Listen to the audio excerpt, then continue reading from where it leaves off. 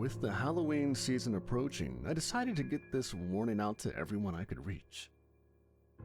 If you ever come across a haunted house that shouldn't be there, don't go inside. This haunted house pops up between two other houses you already know. It won't be squeezed in like someone built a new house in the middle of the two plots, but rather it'll fit in like the whole place was designed that way. It'll be as if the street had always been a few hundred feet longer than you remember. If such a house appears out of nowhere, do not approach it. Do not knock on the door, and whatever you do, do not cross the threshold. Once you do, your fate is sealed. Unfortunately, no one gave me this warning when I was a kid. Maybe it was new, or perhaps there just weren't many survivors back then. Whatever the case, no one warned me. So when I went up, knocked on the door, and shouted trick or treat, I didn't listen to the small doubt in the back of my mind that told me to run away. Now, every year, I have to go back to that living nightmare. After all, I'm on the expected guest list, and if you don't show up at the haunted house on Halloween night, the house comes looking for you. And from what I've heard, it's much, much worse if you force its hand. The years have somewhat blurred together, but I still remember the first time all too well. I sometimes curse myself for not listening to my doubts when I walk up to that place, but to be fair, as well decked out as this house was, any kid would expect to get a full bag of loot. The owner clearly went all out. There were realistic tombstones out front of open graves with names like Timmy and John dated for that very day. Some people in spooky costumes carried body bags out to fill some of the graves as I walked up. I even remember wondering how often they pulled the bodies back out to repeat the show for trick-or-treaters like me. When you knock on the door, a man I named the ringleader in my head opens and invites you inside. Any sane person would probably take one look at the guy, turn around, and walk away. He looks like someone stapled skin directly onto a skeleton, with no thought of where musculature or fat should exist. His eyes look like they're so loose in his sockets that if he leans too far forward, they just fall out and roll around on the ground. His teeth were yellowed and broken enough to give any dentist nightmares for weeks to come, and he wore a baggy, faded suit complete with long tails and a top hat. On your first visit, the ringleader will ask you the same question you've probably heard 1,000 times before. And what are you supposed to be? This is actually one of the few breaks the house gives you. You see, you get one benefit based on what you are. For example, if, say, you're a pirate or a ninja, that cheap plastic sword you came in with will become real. A dragon might get actual claws and scales and so on. At the time, you might think this is cool, but it's really just a chance for the house to make the game more sporting. And if you manage to survive, you'll be that same thing every time you return, until you finally lose the game. Now, I know what some of you are thinking. What were you dressed as when you showed up? Honestly, I don't remember. That may seem like it doesn't make sense, but let me explain. You see, while the other kids around me were shouting things like, "I'm a soldier" or "I'm a princess," I just stood there frozen in fear. The part of my brain that should have kept me from crossing that threshold finally kicked in, and I could tell that this monster, was looking at all of us as though we were nothing more than slabs of meat. The funny thing is, everyone always talks about the fight or flight response, but many people fail to realize that there's a third option that your brain can pick to override your thought process, and that's freeze. So when the monster, literally wearing human skin, turned to me and asked, "And what are you supposed to be?" I froze. After a few seconds, he grinned and answered for me. "I see we have a coward." At the time, my face burned in shame as the other kids in the room laughed at my new title. But that was the luckiest thing that could have ever happened to me. You see, over the years, I see fewer and fewer familiar faces coming out of the house when I show up for my run. In fact, I've only ever seen one person I know in the last 5 years, but we'll get to him in a bit. Nowadays, when I show up, the ringleader checks me off on his list and glowers when he says my title, the coward. And I can't help but grin smugly at him. It's probably not wise to provoke the house that way, but in all the years, the ringleader has been unable to win our little life and death game, and it's all thanks to the title he gave me. Like many haunted places, this house has some rules. Thankfully, it's not a long and complicated list designed to trip you up through sheer complexity. There are only 3 simple things you need to know. The first rule is the Wolfman in the basement. And this is important because despite how innocuous he sounds, the Wolfman is quite possibly the most dangerous obstacle the house has. He's immortal, insanely fast, and impossibly strong. Once he gets your scent, you just have to hope you're close enough to the basement stairs to climb them before he catches you. And if you're not fast enough, you're food. Most of my closest calls came from encounters with the Wolfman. The second rule is to escape the house, you must first find the heart of the house. The heart is in a different location every year, and no one will tell you where. You just have to find it, touch it, and get out. This is where being the coward comes in handy. My benefit is I get hunches. Those hunches might be about a new monster or room you encounter. Best of all, they might tell me where the heart is located. The problem is, it's just a hunch, and it's far too easy to let my hopes or fears get in the way of a hunch, but over the years, I've learned to trust my gut. It's a lot smarter than I am. Oh, and the third rule, it's even more straightforward than the other 2. If Mr. Hyde joins the hunt, everyone dies. That's it. You just have to hope and pray that Mr. Hyde decides to sit out another year. You can do a few things to mitigate that risk, but I'm getting ahead of myself. The rest of my first year was pretty forgetful, relatively speaking. There were some ghosts and zombies to run from, and the heart was in the kitchen. I don't even remember seeing any kids die in that time. But I do remember that while all the other kids were laughing and joking and running through the house, I noticed that those zombies looked just a little too real. And the blood and gore some of them had glistening on their lips looked like it might have belonged to those body bags out front. Maybe the house was taking pity on us because we were just kids, or perhaps it wanted to let our fear simmer a little before it went all out.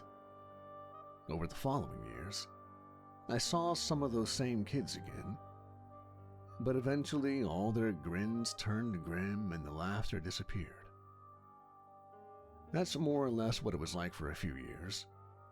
I ran through the house, got to the heart, and ran out. Once you reach the threshold and start leaving the yard, there's just one last obstacle. There, sitting on a bench you never see when you're approaching the house, is a being of pure malevolence.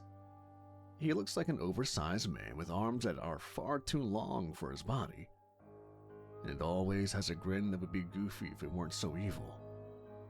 This is Mr. Hyde. You must look at and acknowledge him, usually with a head tilt, then look away, and pray he decided your fear is enough that year. One time, I stared just a little too long, and he stood up and followed me to the yard's edge. The whole time, I could feel his hot breath on the back of my neck. and I knew that if I so much as picked up the pace or turned around, I was dead. Another year, I saw him sitting there with a corpse in his lap. He'd shoved his hand through the back of its skull and was using it like a puppet to make crude jokes and laugh at all the victims walking by.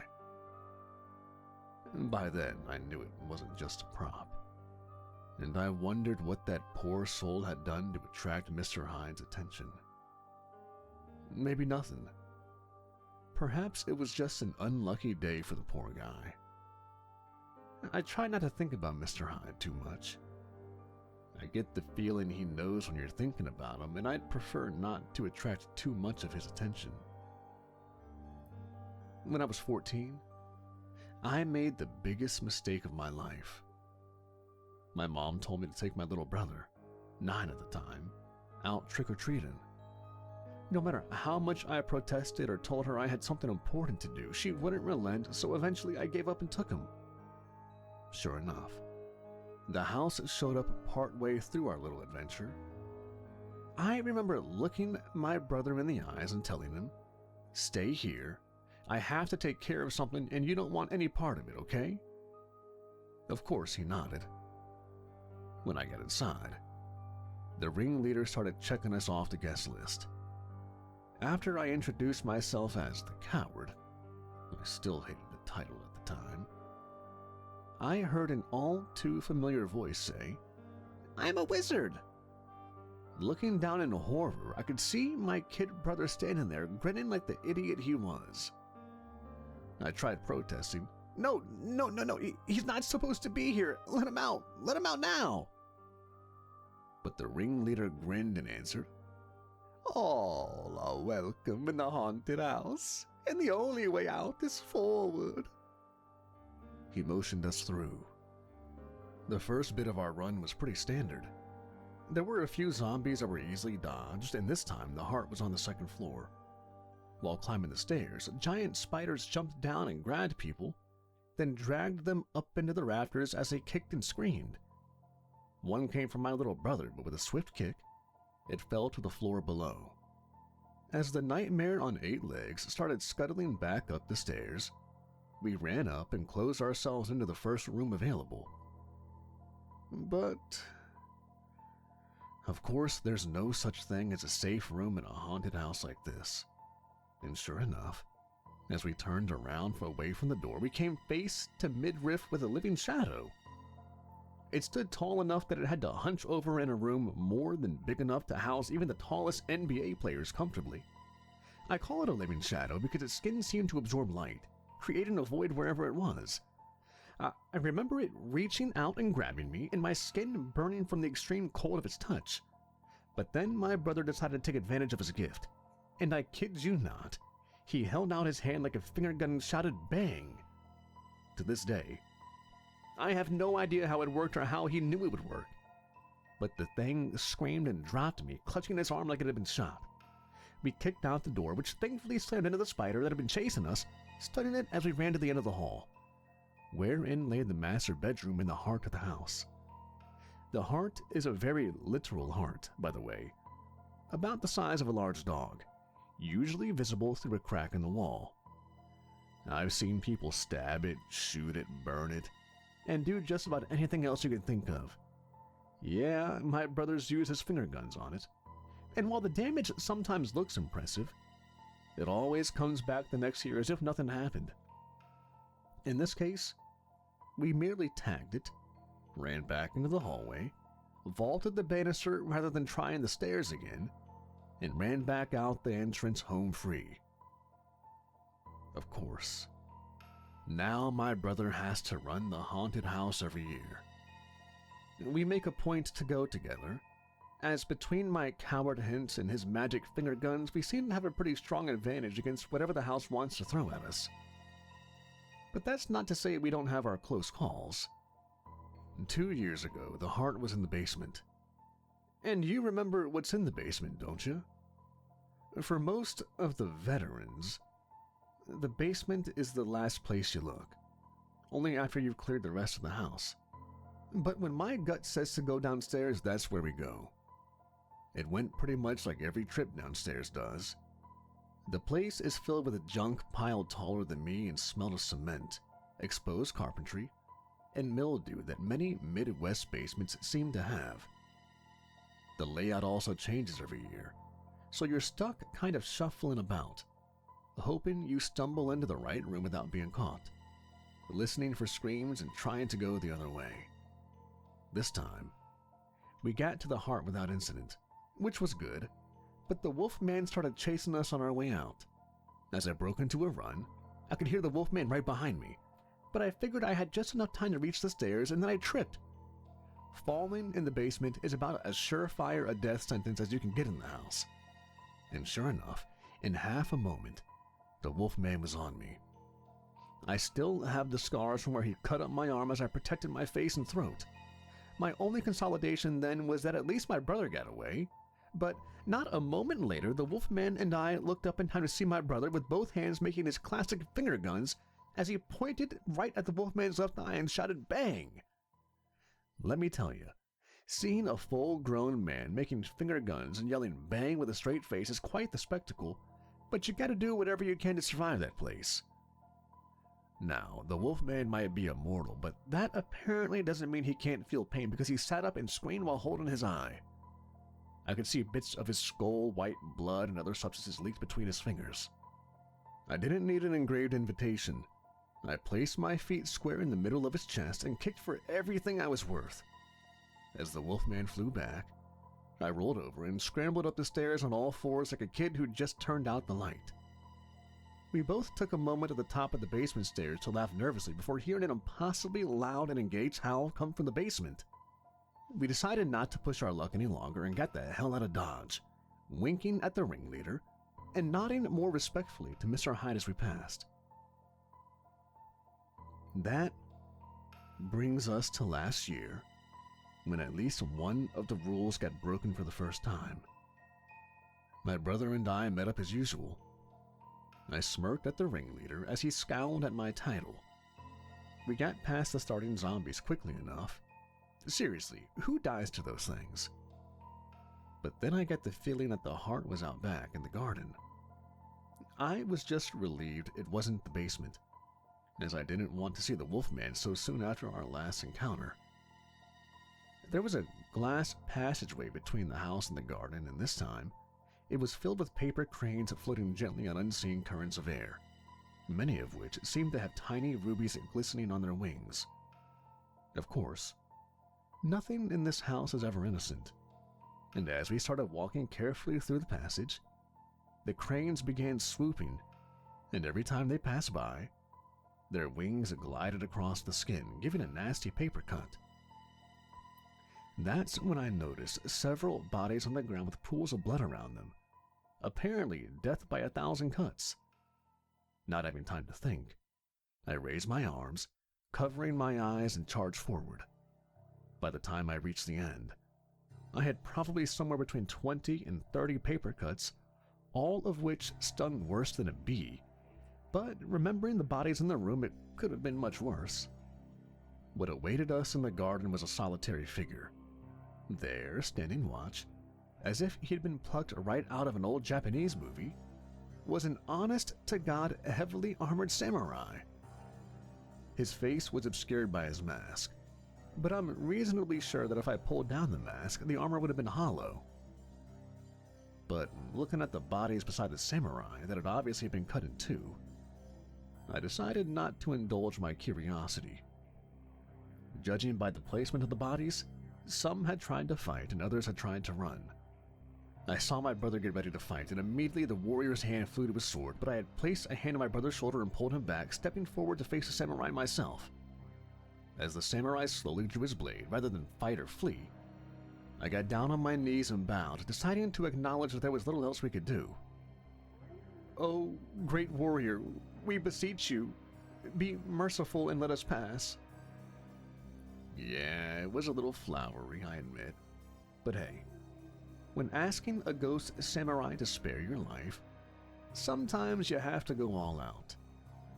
When, after a moment, he didn't cut me down, which I'm at least 45% sure was due to my actions and words, I motioned for my brother to do the same. After a few more moments, the samurai sheathed his sword and returned to his vigil, and we got off our knees and passed by, approaching the heart of the house. This time, the heart was standing in a glass cylinder coming out of a rose bush. Carefully opening the cylinder, we touched the heart, which was as warm and slimy as ever, before turning to leave. But just as we did so, there, coming out of the glass passageway, came the one thing I least wanted to see at that moment. The Wolfman. He looked a little different than I remembered. Half his face was rotted away, leaving his skull exposed. He had maggots wriggling and writhing in the empty socket that had once housed his eye. His teeth and claws were covered in the blood of whoever had been unfortunate enough to get between him and his goal. And judging by the glare of his sole-functioning eye, that was us. He stepped forward, crouching to begin his chase. Without the basement stairs nearby, I knew we didn't stand a chance of outrunning him. Unsure of what to do, I froze while my mind ran through what few options we had again and again. Once again, though, my cowardice saved the day. As the Wolfman charged forward, he was intercepted by the samurai. The sideways slash should have cut him in half, but the Wolfman simply twisted and turned, bending his spine in a way that should have been impossible, before stopping to glare at his new obstacle. The samurai didn't hesitate and stepped forward again, this time performing an upward slash even faster than his first strike. Realizing he wouldn't get past this annoyance without addressing it, the Wolfman launched himself forward, latching onto his opponent. The two fell and grappled in the dirt, and we took the opportunity to run past.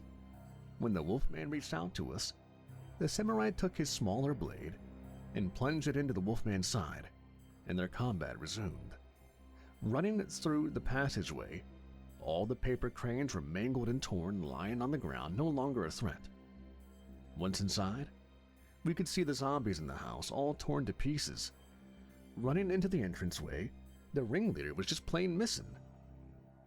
Then we were outside and free. We took a moment to catch our breath, but when I looked up to acknowledge Mr. Hyde, I realized he was also missing from his usual seat. Then, the screaming started in the house behind us. Some screams always echoed out of the house, but not like this. The screams were tortured and inhuman. They were also interposed with bouts of manic laughter.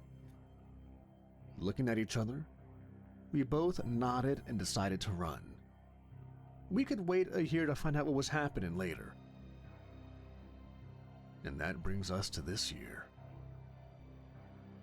I don't know what awaits me at the haunted house this time. Maybe it won't even show up. But somehow, I doubt I'll be that lucky.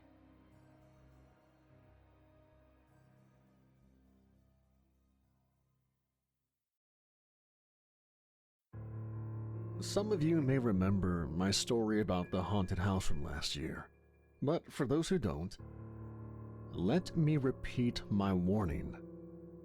If you ever come across a haunted house that shouldn't be there, don't go inside. This haunted house pops up between two other houses you already know. It won't be squeezed in like someone built a new house in the middle of the two plots, but rather it'll fit in like the whole area was designed that way. It'll be as if the street had always been a few hundred feet longer than you remember. If such a house appears out of nowhere, do not approach it, do not knock on the door, and whatever you do not cross the threshold. Because once you do, your fate is sealed. My brother and I made the mistake of walking inside, and now every year, we are expected to return and run through the death traps and monsters to earn our freedom for another year. If we don't, the house will come for us, and we will pay a much higher price. Unlike many haunted places, this house only has 3 simple rules. The first is that the Wolfman is in the basement. The Wolfman is the most dangerous obstacle within the house. He's immortal, insanely fast, and impossibly strong. Once he finds you, your only hope is to run and reach the top of the basement stairs before he grabs you. The second rule is that to escape the house, you must first find its heart. It's a heart in a very literal sense, looking exactly like a human heart, except it's the size of a large dog. You have to touch it, make it out of the house, and then you're safe for another year. And before you ask, yes, we've tried stabbing it, shooting it, blown it up, and more, but it always comes back the same every year, except it's in a different location. The third and final rule, and these rules are more of just a reality, really, is that if Mr. Hyde joins the hunt, everyone dies. I don't know if Mr. Hyde owns the house or just gets his kicks hanging out by it, but he's a large man with strange proportions of legs, arms, and head who sits outside taunting people as they leave. Acknowledge him respectfully, then be on your way as quickly as possible, and hope that today is not your unlucky day. After all, he could always use another meat puppet to perform his ventriloquist act. Trust me, it's not as fun as it sounds to watch, and yes, I know it doesn't sound very fun. These 3 rules have held true for dozens of years, except last year, when the Wolf Man came out of the basement, looking for my brother and me specifically. Maybe that's because my brother shot him in the face with his magic finger guns the year before, but I'm getting ahead of myself. Oh yeah, and in case you don't remember, the house gives you one advantage to make the game more fun. For itself, that is. It gives you one gift that only works inside the house based on the costume you wore the first year you arrived.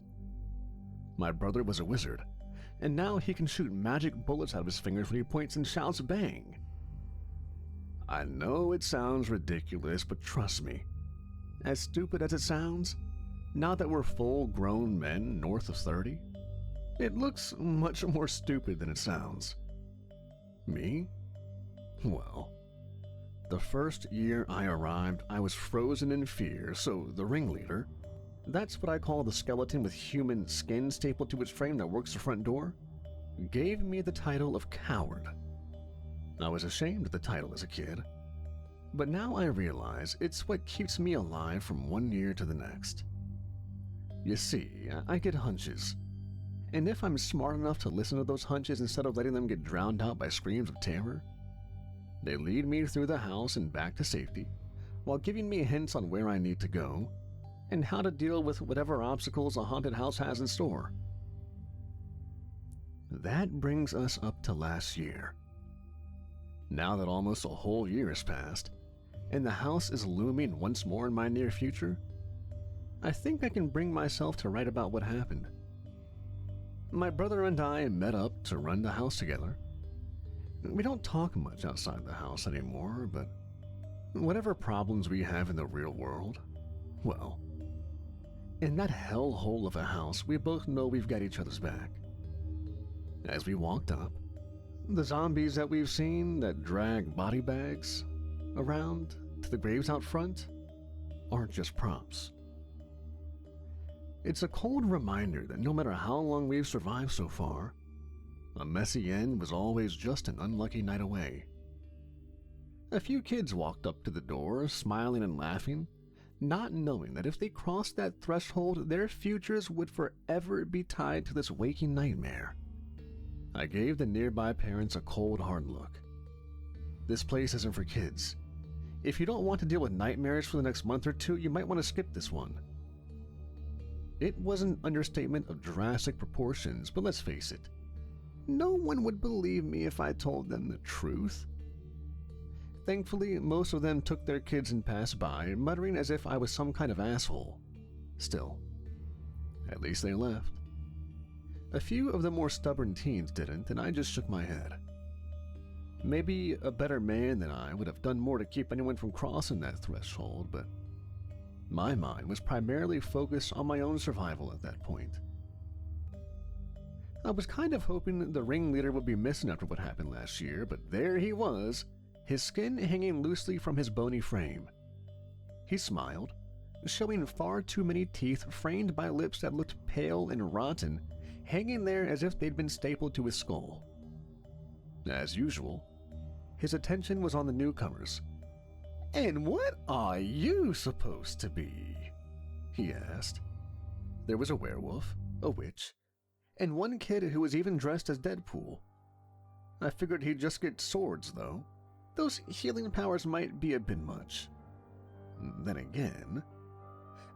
Then there was one poor girl who'd obviously been dragged along by her friends. She was wearing a t-shirt and jeans. The extent of her costume seemed to be some plastic vampire teeth. When the ringleader focused his attention on her, she looked up from her phone just long enough to say, "I'm Sam." Then, she returned to her phone as if annoyed by the pervy old man paying too much attention to her. If the ringleader was bothered by her disrespect, he didn't show it. Instead, he just launched into his explanation. "To get your reward, you must find the heart of the house and return. If you survive, then and only then may you leave. Ready? Go." Just as they were about to leave, I added a quick, "He means it. Find the heart and get out or you'll regret it." Most of them looked at me as if I was some kind of asshole sucking the fun out of their night. All except Sam. She looked up from her phone with an expression of mild confusion. She looked like she wanted to ask a question, but then her friends ran into the house, so she turned and followed. Immediately there were screams, but they were intermixed with laughter. The poor fools didn't know what they were in for. I silently wished them luck anyway. Then the ringleader turned to my brother and me. His grin was replaced by a scowl as if our continued survival was a personal affront to the man. "The wizard and the coward again. Your luck can only hold out for so long." I smiled cockily at him. This was the only part of the night that I enjoyed, that is to say, rubbing it in his face. "Don't worry your ugly little head about it. I'm sure you'll get us eventually. Not tonight, but eventually. 20, maybe 30 years down the line." I know. Taunting the house is incredibly stupid, but by now, I've earned at least a little something after running this place every year for decades and surviving this long. So let me enjoy my little indulgence, alright? The first room was always the same. It was filled with slow-moving zombies. They were probably the ones that dragged corpses out front to bury. When we were younger, my brother and I would zoom past them, but these days, he's got minor arthritis slowing him down, and I just stopped caring. So he did his thing by pointing at their heads and shouting bang, making them explode in a shower of blood and viscera. I laughed as the first few went down. My brother looked over at me annoyed. "You know, you don't have to laugh every year." I shook my head, still chuckling. "You're right. I don't have to, but it's funny as hell." And then, one of the zombies tried to take a bite out of me, but I kicked him solidly in the midsection, sending him flying into a few of his friends. These things were never a threat. It makes you wonder about all the blood that always plastered their skin and teeth. Who the hell died to these things? Once we got past the zombies, though, I took a moment to stop and listen to my gut. It usually gave us a direction to go, but for a moment it seemed silent. I started to worry that maybe my hunches have finally failed me. But then my eyes paused at the door to the kitchen, and I realized it hadn't been silent. I'd just been ignoring it because I didn't want to go that way. You see, the only way out of the kitchen besides the door facing us was the basement. 2 years ago, my luck had almost run out when the wolfman jumped me, but my brother shot him through the eye, and we barely got away. Of course, that didn't kill the wolfman. You can't kill him. But apparently, you can piss him off because the following year, he actually came out of the basement looking for us, and we almost died again. But that apparently pissed Mr. Hyde off because he got involved, and you remember rule number 3, right? Thankfully, we were already outside the house by the time he went on his rampage, but let's just say there was even more screaming coming out of the house than usual. My brother looked at me and noticed where my eyes were resting. It's the basement, isn't it? I swallowed and nodded before offering a hopeful, maybe he's not there this year? You know, after last year? My brother nodded, though he didn't look convinced as he answered. Yeah, maybe.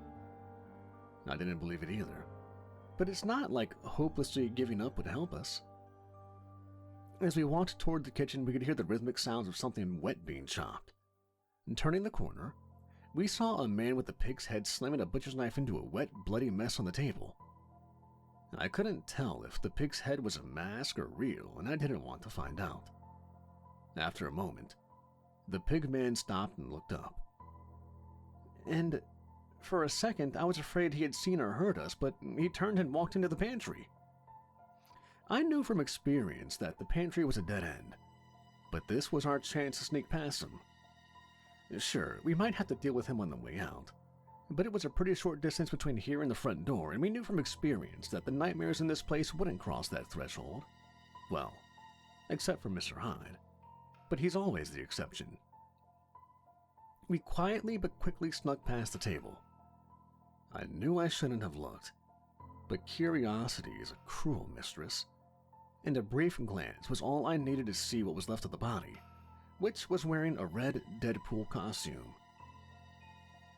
I silently hoped I'd been right about him not being immortal, because no one would want to live through that. But in this place, you learn not to linger too long on the fallen, or you'll join them, so we kept moving. Thankfully, we were able to get into the basement without any further complications, but of course that only meant the worst was yet to come. The basement is a maze of trash. There were pathways through and around piles of old newspapers, broken toys, forgotten cleaning supplies, and more. Everything was piled to the ceiling, preventing you from being able to see anything beyond the narrow path ahead. If you've ever seen the show Hoarders, you might have some idea of what I'm talking about. But every year, the paths change, making this place a nightmare to navigate. Through the maze of trash hunted the Wolfman. Sometimes, if you were lucky, you could hear him snarling and grunting as he moved through the garbage. But other times, he stalked silently, and if he found you, you'd best hope you were near the basement door, because otherwise you were dead. There were 5 paths right from the get-go, which was more than usual. For once, the odds seemed to be in our favor down there. As we slowly crept around the trash, ignoring the scents that accented the smell of cement, musky floorboards, and permanent mildew that permeated the area, the silence struck me. There was no screaming, no sobbing, and no growling. That meant we were wandering blind, and that wasn't good. The first 2 paths ended in dead ends, and the third led us in a loop all the way back to the stairs, meaning there was only one way forward. Had the house just gotten tired of our luck and decided to end it tonight? Well, it didn't matter. My gut said go forward, so forward we went. It wasn't long before we heard another familiar sound in this place. A wet, tearing sound, occasionally punctuated by a loud snapping sound. I let out a relieved breath. The Wolfman must have already found his prey. Maybe we could get in and out before he finished his meal. Up ahead, the path split, with one path continuing straight and a second going off to the left at a right angle. Off to the right, I could hear the sounds of the Wolfman eating, louder than before. I pointed down the straight path, and my brother nodded and we started moving. The path at the juncture was tight enough that my brother had to go sideways to get through. I'm not the smallest guy in the world, but I sucked my gut in and followed, only to knock a small, broken slinky free. I tried to catch it and silence its fall, but it was too late. the sounds of the wolfman eating stopped, and I heard a low growl behind us. The wolfman was between us and the only exit, and there was no way we could outrun it going forward, so I decided to do something stupid. As the wolfman rounded the corner, I threw myself at him, crawling into a ball as I hit his feet. He tumbled over me, and I shouted at my brother, "Shoot him in the head!" I looked up just in time to see my brother standing over the wolfman, both hands wrapped around each other, giving the appearance of a double-gripped finger gun as he shouted, "Bang!" Maybe it was the wolfman's torn or bloodied shirt or the disembodied arm he was still clutching in one hand, but it wasn't as funny as before. I knew that would only slow the wolfman down, but as I got to my feet, he didn't move. In fact, looking at the fallen wolfman, I couldn't help but notice he wasn't as intimidating as usual. He was smaller. And that's when I realized I recognized the torn and bloody shirt. It had belonged to one of the teens from earlier, the werewolf. My brother must have come to the same realization because as I fought down my lunge, he failed that same battle and turned to retch on the ground behind himself. I've never seen one of us, one of the players or captains or whatever you want to call us, turn into a monster like this. The rules were changing and I didn't like it. I looked down the path we had been going, but my gut told me to return and take the turn to where the wolf kid had been. I got my brother's attention and we retraced our steps and rounded the corner. Ahead of us was a small clearing in the trash, with a door on the other side. I tried not to look, but just beside the door was the body of a girl wearing a witch's outfit. Her stomach had been torn open, she was missing an arm, and her makeup was smeared like she'd been crying before the end. I hoped it hadn't taken too long, but judging by the amount of smeared mascara, that hope was in vain. Shoving down the feeling of horror at the scene, I opened the door, and we entered the boiler room. The boiler was one of those large metal jobs covered in an unhealthy amount of rust and stains.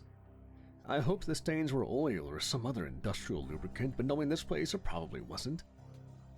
There, where the fire should be burning past an iron grate, was the sickly, throbbing heart of the house. I almost didn't notice the girl in the corner.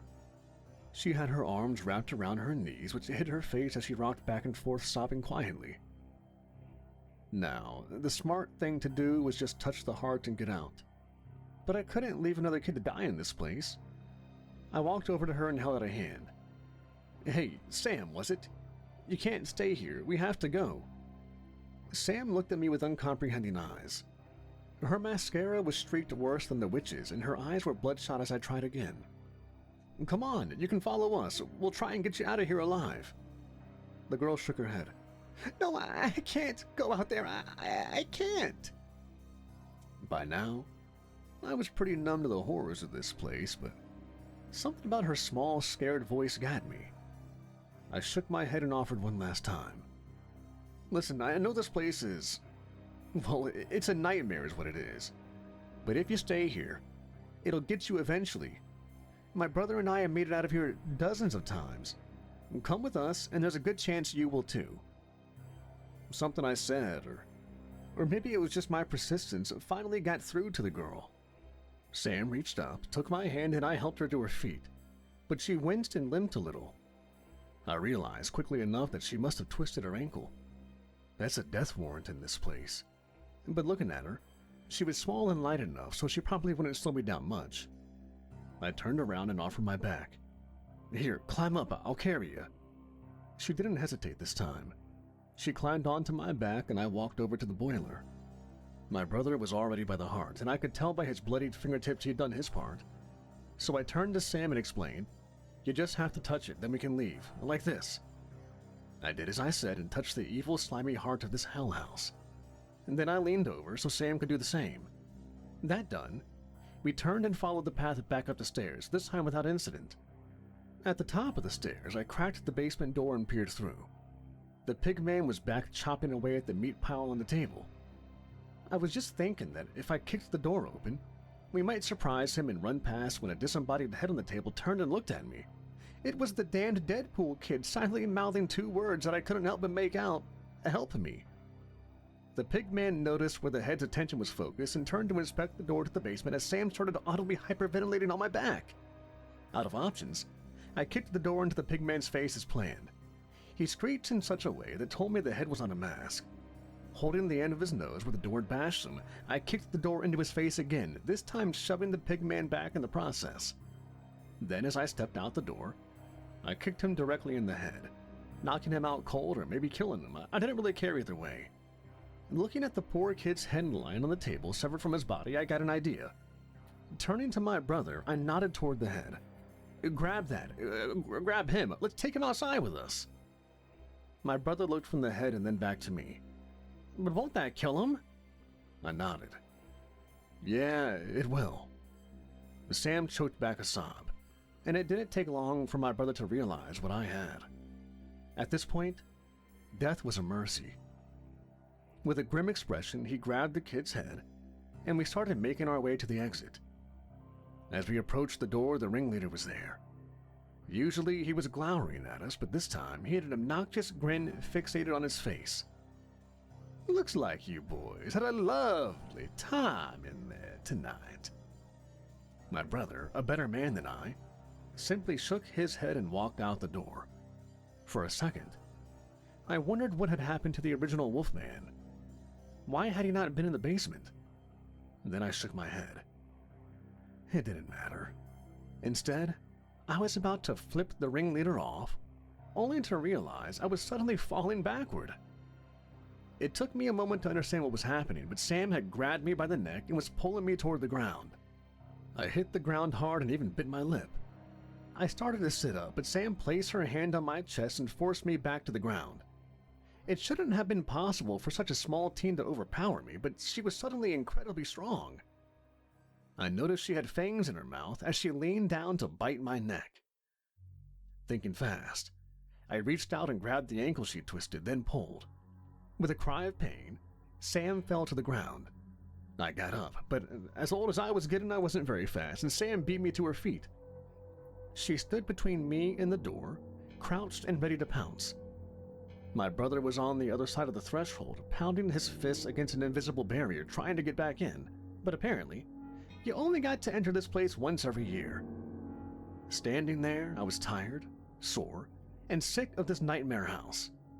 I turned to the ringleader, who was grinning and laughing like a maniac at the idea of finally getting rid of me, and I spit out a glob of blood that had been pooling from my lip as I looked him in the eye and gave him a piece of my mind.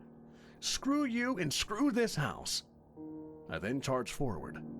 The girl leapt onto me, and I could feel her fingernails gouging bloody trails onto my back and arms while she sunk her teeth into my neck. But I'm not a small man, and sheer momentum carried me across the threshold. As I explained before, the monsters of the house cannot leave the house, and Sam was no exception. She fell to the ground and cried out as she burst into flames. Thankfully, it didn't take long before her shouts were silenced. Looking over my brother, I could see a head in his hands, now dead, thank goodness. My attention must have reminded him of what he was holding because my brother suddenly dropped the thing with a half-disgusted, half-horrified expression. I looked to the street, but the parents and kids walking past didn't seem to notice. It was like we were invisible to him. Putting a hand to my neck, it came away bloody, but not so bloody that I was worried I would bleed to death. I sighed and turned to leave, only to be surprised one last time. You never see Mr. Hyde on the way in. That's normal. But beside him was something else we hadn't seen before. It was a large cross on which was the Wolfman. Half his face had rotted away, leaving the bone exposed. The other half was a bruised and bloody mess, with strips of flesh hanging from the muscle beneath as maggots filled every available crevice. I actually felt a little bad for the nightmarish Wolfman as he whimpered up on that cross. Leaning against it, acting like a proud artist showing off his work, was Mr. Hyde.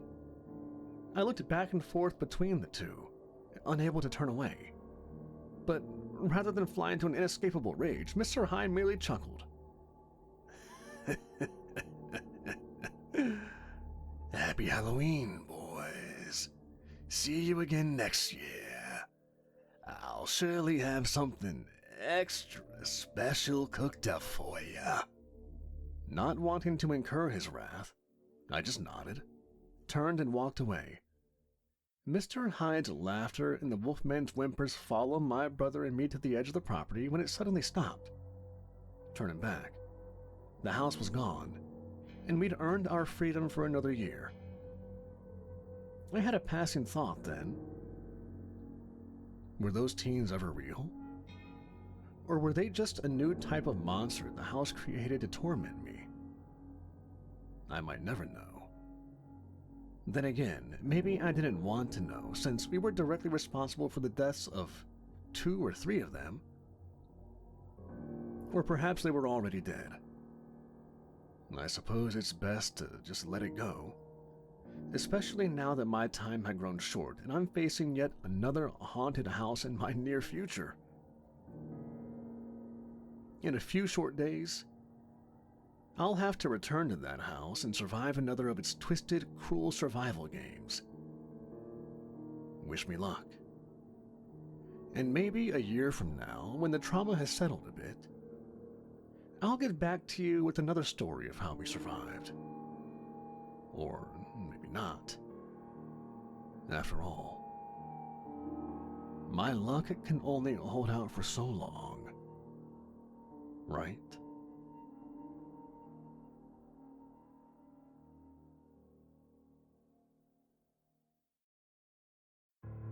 I remember the doors opening, jack-o'-lanterns and animatronics waving me into a world of spooky wonder. It was only October 4th, and I was already so excited for trick-or-treating I could barely breathe. I looked at the sign above, the generic Halloween store logo, haphazardly plastered above the once bright and wonderful sign to Heidi's Playhouse, a back-in-the-day hybrid clone of both Chuck E. Cheese's and Toys R Us, one that apparently didn't exist anymore.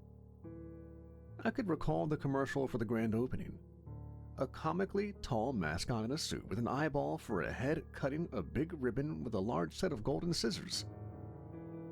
I recalled the cartoons airing on TV, but was too young to know it had gone bankrupt and closed, leaving a shell in a corner of the otherwise busy mall. The thought of it being painted over so easily made me feel strange, but the dancing ghosts and zombies inside were quickly changing my tune. "Come on, buddy, let's go see some scary stuff." My dad patted me on the back and together we went in. As soon as I was through the doors, a blur of movement flashed before me, and a clown screamed with outstretched arms. I nearly jumped out of my skin and my dad laughed. I recoiled at his menacing face, one that quickly melted away and said, "If you need help finding anything, let me know," before chuckling and dancing away. I felt tears welling, but my dad said it was just a joke and assured me he was just trying to spread some Halloween spirit. In seconds, I had forgotten about the old Heidi cartoon, and my world was consumed by bags of candy corn and hanging costumes. The Halloween store was a magical place, with loads of decorations and disgusting props. Even a lady dressed as a witch behind the counter. My dad corralled me around the skeletons and prop heads, letting me get close but not letting me touch anything. "These things are expensive. If we break it, we have to buy it." It was something he always said, a voice that echoed in my head every time I reached for the light-up pumpkins or giant spiders. It didn't matter if I couldn't touch them. Just being in the big, spooky world made my heart race so fast I thought I might pee myself. Hundreds of costume choices, anywhere from a zombie pirate to a giant donut. The bigger kids were crowded around the wall of masks, and so my dad decided to avoid it, and distracted me with costumes from popular scary movies. I kept expecting the clown to pop out again, but I never saw him. We made several laps around the store, and each time, I saw something I had missed previously. With each round, my dad got more and more tired, and I could hear the patience thinning in his voice. I still hadn't found a costume. I could tell we were about to go, and I was doing everything I could to keep us in this scary wonderland. Just as he was steering me towards the register, I thought of something that made my world come crashing down. We had never, looked at the masks. I looked back at the wall of faces and saw the bigger kids had cleared out. I thought of the clown lingering and decided to chance it for an opportunity to see them. My dad was talking sweetly to the witch cashier, and she was leaning towards him and twirling a long lock on her finger. I tugged on his hand to get his attention, one he pacified by squeezing my hand in warning. "Well, I never thought I could really pull off a lumberjack, but..." "Dad, can I please go look at the masks, please?" I blurted, making both of them look at me. I could see my dad's flash of anger, one that seemed to fizzle away when the witch put her hand on his. He sighed and reluctantly agreed. "Only for a minute, and don't touch anything." But I was already gone, ready to have the whole wall of masks to myself. I dashed through rows of costumes, around a bucket of devilish pitchforks, and weaved through other customers as I made my way to the wall. I could see them clearer now, all of my Halloween spirit writhing in a torrent of anxious excitement.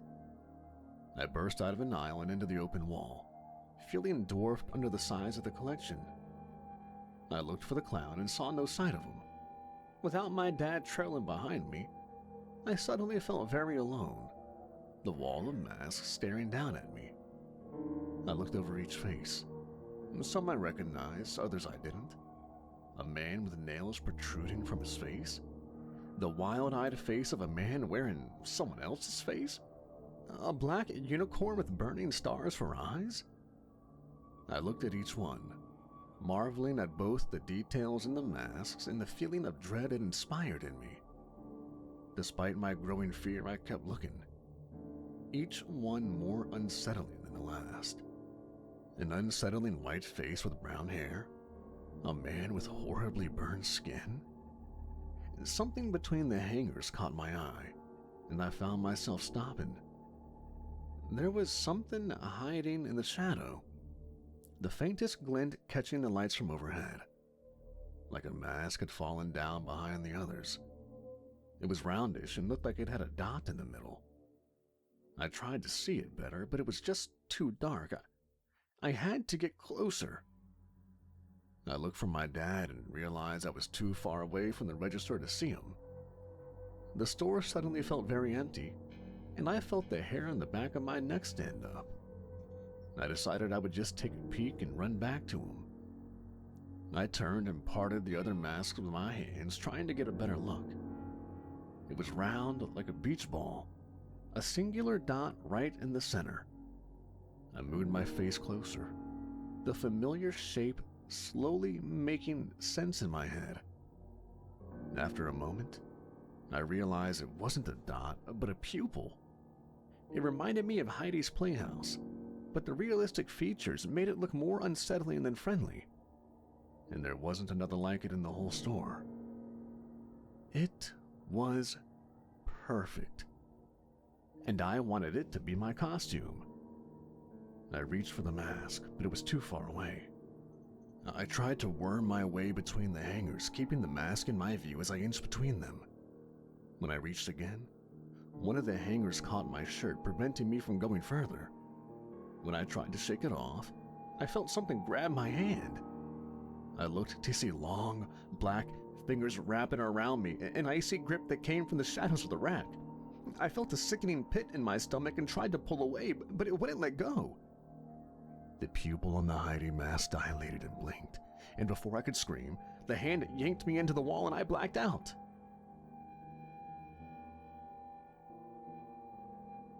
When I awoke, I felt the cold press of the floor on my face. I jumped to my feet and looked back around, feeling a kindling panic when I didn't recognize where I was. I was in an aisle, black and white checkered tile reaching for as long as I could see. There were shelves on either side of me, neatly organized toys stacked high until they almost touched the fluorescence above. "Dad?" I called out, my voice meeting nothing but dead silence. The aisle seemed to stretch forever, hundreds of toys lining the path both ways. I found myself shivering, wanting desperately to go home. Next to me was a cardboard cutout, bold letters announcing the grand opening. Heidi's Playhouse. Join Heidi and his sidekick Shep the sheepdog on the greatest game of hide-and-seek ever. The cutout depicted an unusually tall and lanky man dressed in a suit, with a large eyeball serving as his head. Beside him was an adorable-looking sheepdog with sparkling eyes that stood on its hind legs like a person. It looked just like the cartoon I had seen on TV. At the bottom of the sign read its catchy slogan, "No one can hide from Heidi." A scream echoed down the aisle, and I looked down to see the clown from the store. He was running towards me, flailing his hands. I'm not sure what frightened him more, the sight of him or the fact that he looked terrified. "Kid, oh my God, kid, we gotta get out of here," he shouted, grabbing me by the shoulders. He was breathing hard, tears streaking through his clown makeup. I started to cry. "Kid, tell me, how did you get here? We need to find a way out. He's coming," he shouted, frantically looking back down the direction he came. There was nothing but darkness, a billowing, shifting void that seemed to churn at the edge of the aisle. "Who's coming?" I blubbered, lips trembling. I don't know who he is. He's just not fucking right. We gotta go, kid. We gotta..." Suddenly, a large hand gripped the clown's shoulder and yanked him away, pulling so hard his oversized shoes kicked off of his feet. The arm that grabbed him stretched from the darkness and held him up in the air, wrapping around his throat until he choked for breath. "No, please." I watched in horror as the arm slammed him down, an impact so hard it rattled the boxes on the shelves. The clown coughed and clutched at his stomach, and the long arm slithered away and into the darkness. "Run, kid, run!" He coughed, but he wasn't looking at me. From the darkness poked a large pair of golden shears reflecting in the fluorescent light. The blades opened like a guillotine, worked by two long hands that gripped the loops fiercely. Following the shears stepped out an incredibly thin body, standing tall with a massive bloodshot spherical eyeball. I froze with fear as the scarily shaped Heidi crouched to keep his head from hitting the ceiling. He cast a shadow over the clown as he approached, who was holding his hand out in surrender. "You thought you could hide from me?" It spoke with no mouth, the massive eye narrowing in front of him. "No." The blades closed, shearing the clown's arm and head from his body. The separated pieces flailed and sprayed, but Heidi was already opening the shears again to give it another go. He closed them again, and then again, flinging a spatter of minced guts and bloody spray as he kept snapping the giant scissors. As red speckles peppered his giant eye, Heidi looked at me and stopped, snapping the shears at the air. I turned and ran, heading into the opposite direction as a piercing shriek emitted from the eyeball. The limbs skittered like a spider, closing the distance in seconds as I screamed. I woke in my father's arms, crying hysterically. We were sitting on the floor and he was rocking me back and forth as a crowd gathered around us. I was somehow back in the Halloween store. The checkered tile beneath me was once again old, scuffed carpet. Heidi was nowhere to be found. My dad asked me what happened, saying he found me on the floor crying by the masks. I told him everything. Heidi with the scissors and the clown in the long, store-like hallway. The girl witch cashier suggested maybe I had gotten lost in the back and found some of the old store cutouts. She said Harv the clown was supposed to be grabbing more items to restock and she would go get him to apologize. She returned moments later, saying he was nowhere to be found. And underneath the wall of masks, a red stain was growing in the carpet.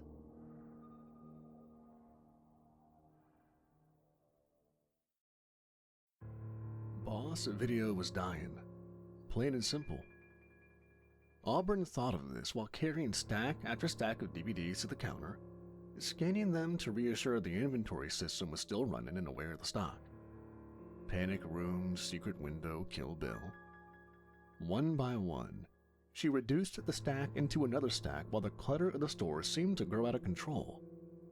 It was easy work, but the back and forth and cultivating disorganization was starting to feel exhausting. Auburn finished the stack and leaned against the counter, wishing there would be a customer of any kind to bring her away from the dead horse the store was starting to feel like. Across the rows of metal racks, Auburn watched a sweaty, overweight man delicately unhook an old triangular-shaped poster advertisement from the ceiling before breaking it down. The 2006 Silent Hill live-action adaptation promo had been hanging there for years before Auburn started to work there, and she found it funny that it had never been replaced by last year's sequel. Or any film, for that matter. She checked the clock, watching the tired hands click over the sun-damaged backdrop of popcorn and candy. It was 8:03, just under an hour left to go. With her boss preoccupied in a DVD collection of Murder, She Wrote playing on a loop on the little television next to her, Auburn hunched over the front desk and flipped through this month's issue of Inked to temporarily forget the many copies of Cloverfield and Rob Zombie's Halloween. She flipped page after page, taking in every intricate design permanently imprinted on pale, slender bodies. Each photo shoot made her mind wander, contemplating whether she could pull off a specific back piece, a unique sternum tattoo, or perhaps a completely blacked-out leg. There was a loud bang on the counter, and Auburn jumped, torn away from the magazine. Her boss, Ron, still had his arms held out from the bundle of cardboard cutouts he had let fall.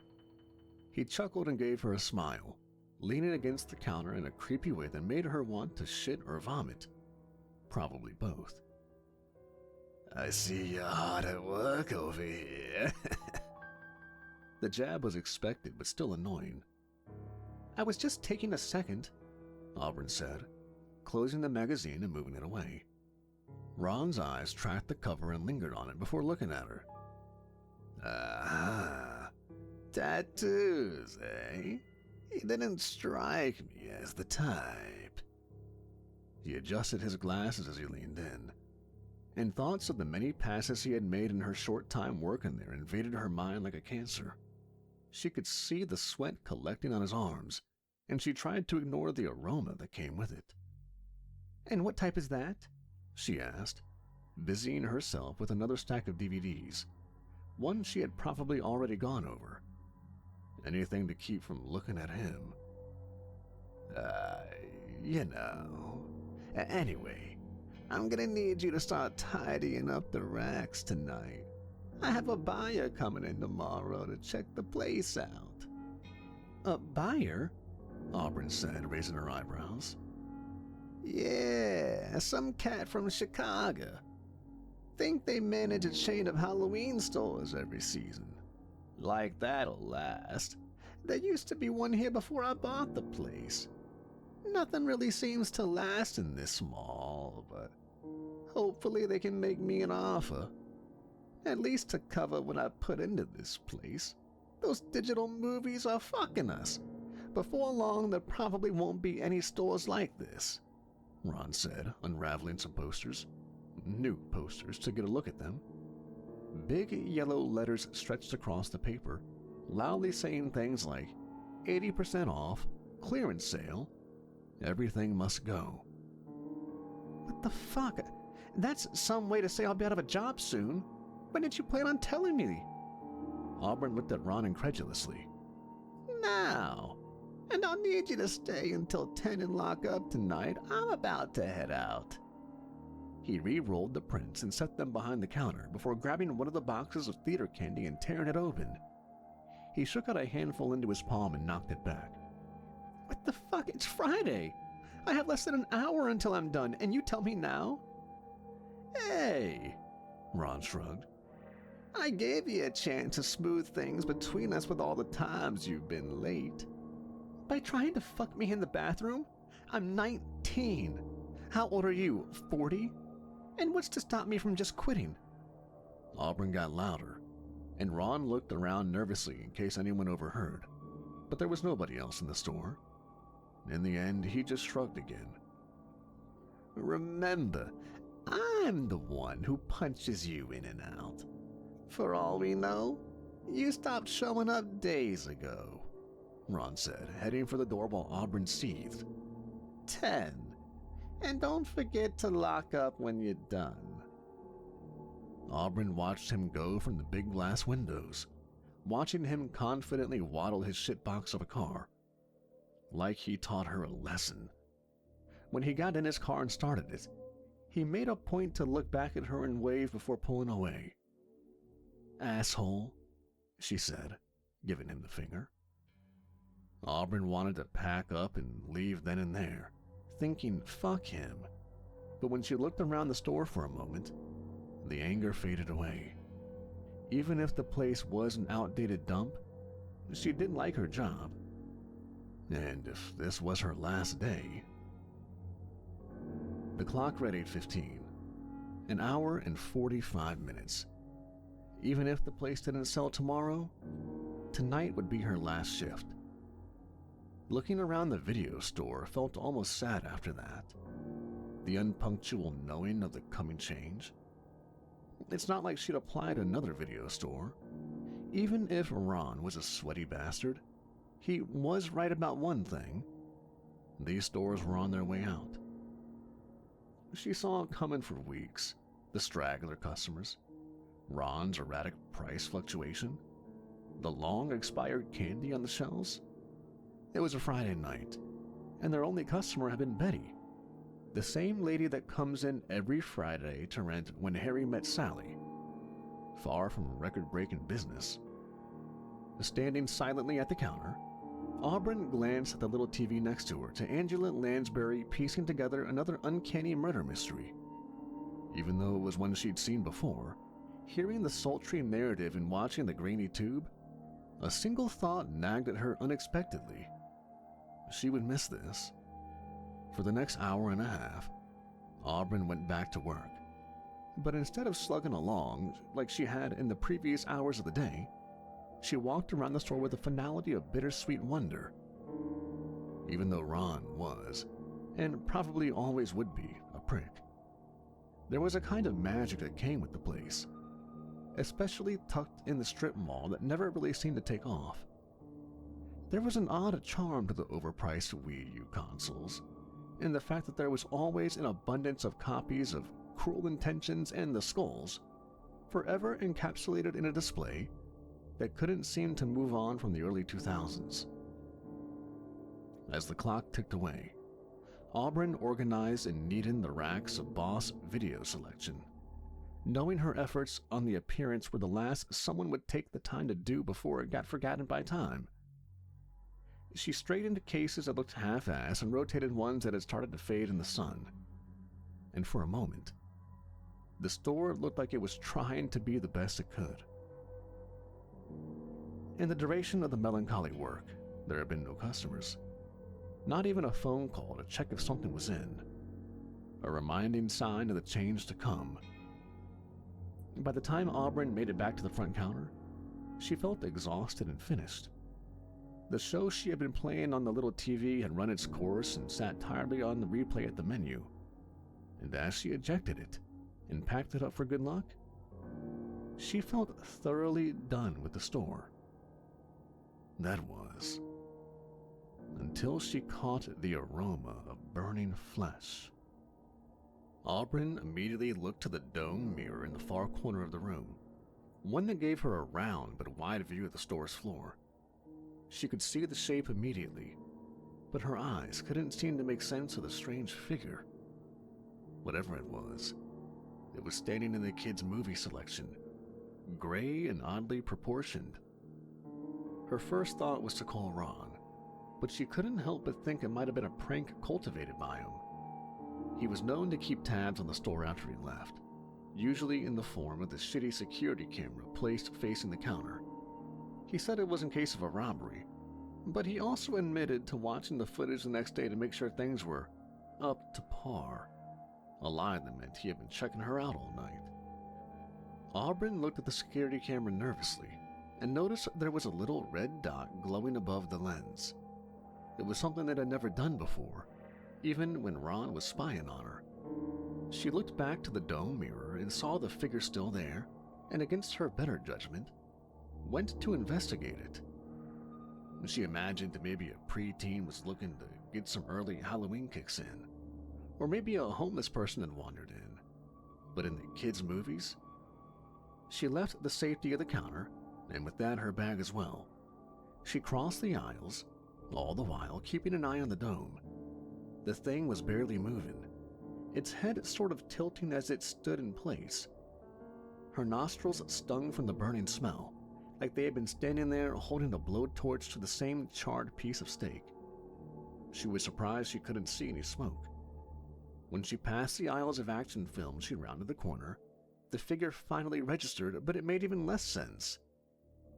Standing in the middle of the aisle was a sheepdog. Not an actual dog, but someone wearing a costume like they were disguising themselves as one. The costume itself looked expensive but old, like something you would see at the closed-down Celebration Station or Chuck E. Cheese. The fur of the jumpsuit was dirty, stained, and burnt in places, like it had barely survived a fire. The head looked too big amidst the stockiness of the body, like they were meant to be similar to a cartoon character. But there was a wheeze to them, like they were walking around with pneumonia. "Excuse me, is there something I can help you find? We're about to close." She felt shitty for tacking on the last part, but it was as close to passive-aggressive as she was willing to go.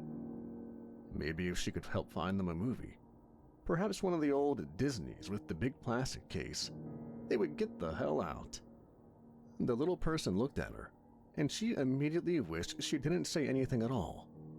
The way that it moved, nearly the entire body had to turn for the wearer to see her through the mask. The eyes of the dog were hollowed out, replaced by intense eyes that looked up at her.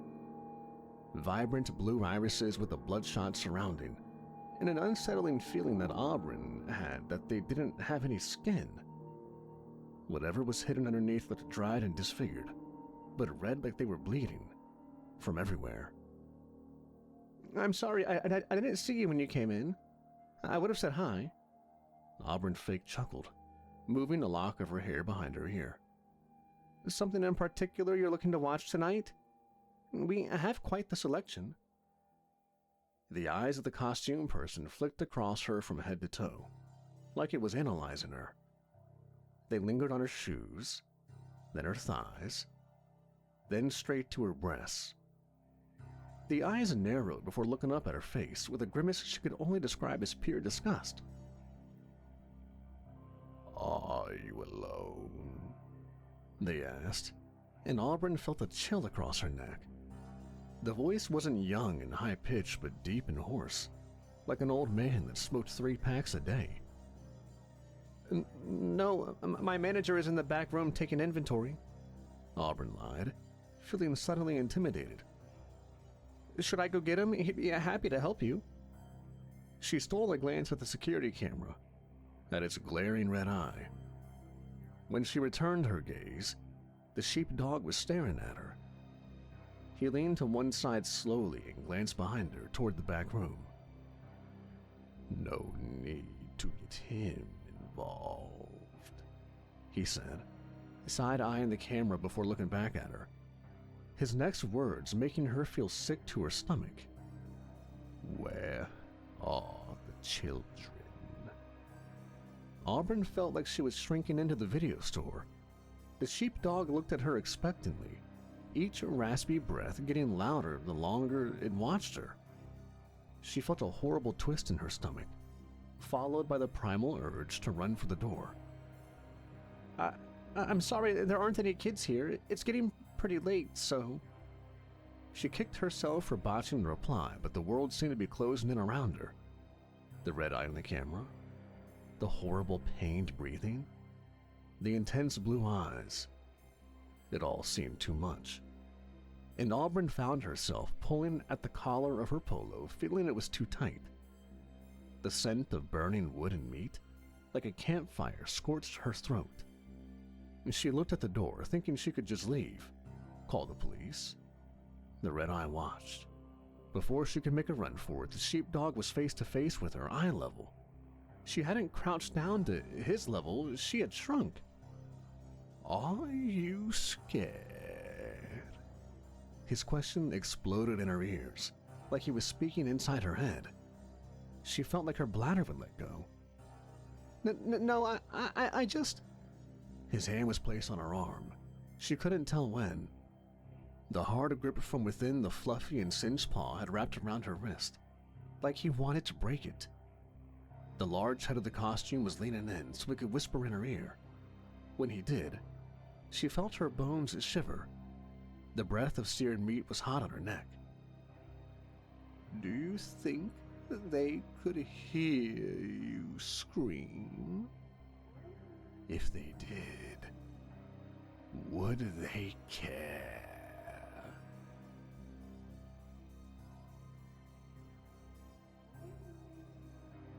Auburn awoke to darkness. A churning, shaken mass of black that shook her brain like a magic 8-ball. Her hands searched as her mind tried to right itself, palms sliding against a grimy floor that radiated with the scent of rotten char, like maggots festering in a mound of damp ash. The tube TV reset the vertigo, a flash of blue that came with its own tentacle ringing, complete with the analog number in the upper right-hand corner that showed Channel 3. She stared at it like the snap out of a bad trip, sweating and sober and breathing heavily, flinching against the darkness. She expected the burned man in the sheepdog costume, but could see nothing beyond the TV's glow. Only the VHS tape sitting in front of her. Auburn climbed to her feet and looked down at it. It resonated with the energy of a living bomb. Across the old white label was a scrawl of big red letters that had bled heavily before drying, like it had been written with a paint marker. "Keep quiet. Keep eating." Auburn looked around again, pleading for some sign of exit. Whatever was on the tape couldn't be good. She looked for a glimmer of light, mentally begging for a window, door, even the crack of floorboards above. Wherever she was, the walls encased her with the solidity of cement. Swallowing hard, Auburn looked down at the videotape inside. Fuck. The tape felt clammy when she picked it up. The bulky plastic felt like it had been sweating, and left behind an imprint on the ground in the TV's glow. Stupid, so fucking stupid, I'm gonna die, she thought, holding the tape awkwardly as she squinted ahead.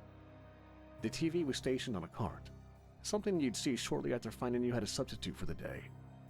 Among the mismanaged cables was a VCR, waiting patiently to be fed. Auburn groaned as she crept toward it, holding the tape out as an offering. When she was close and her eyes adjusted well enough to see the receiver, she pushed the tape in.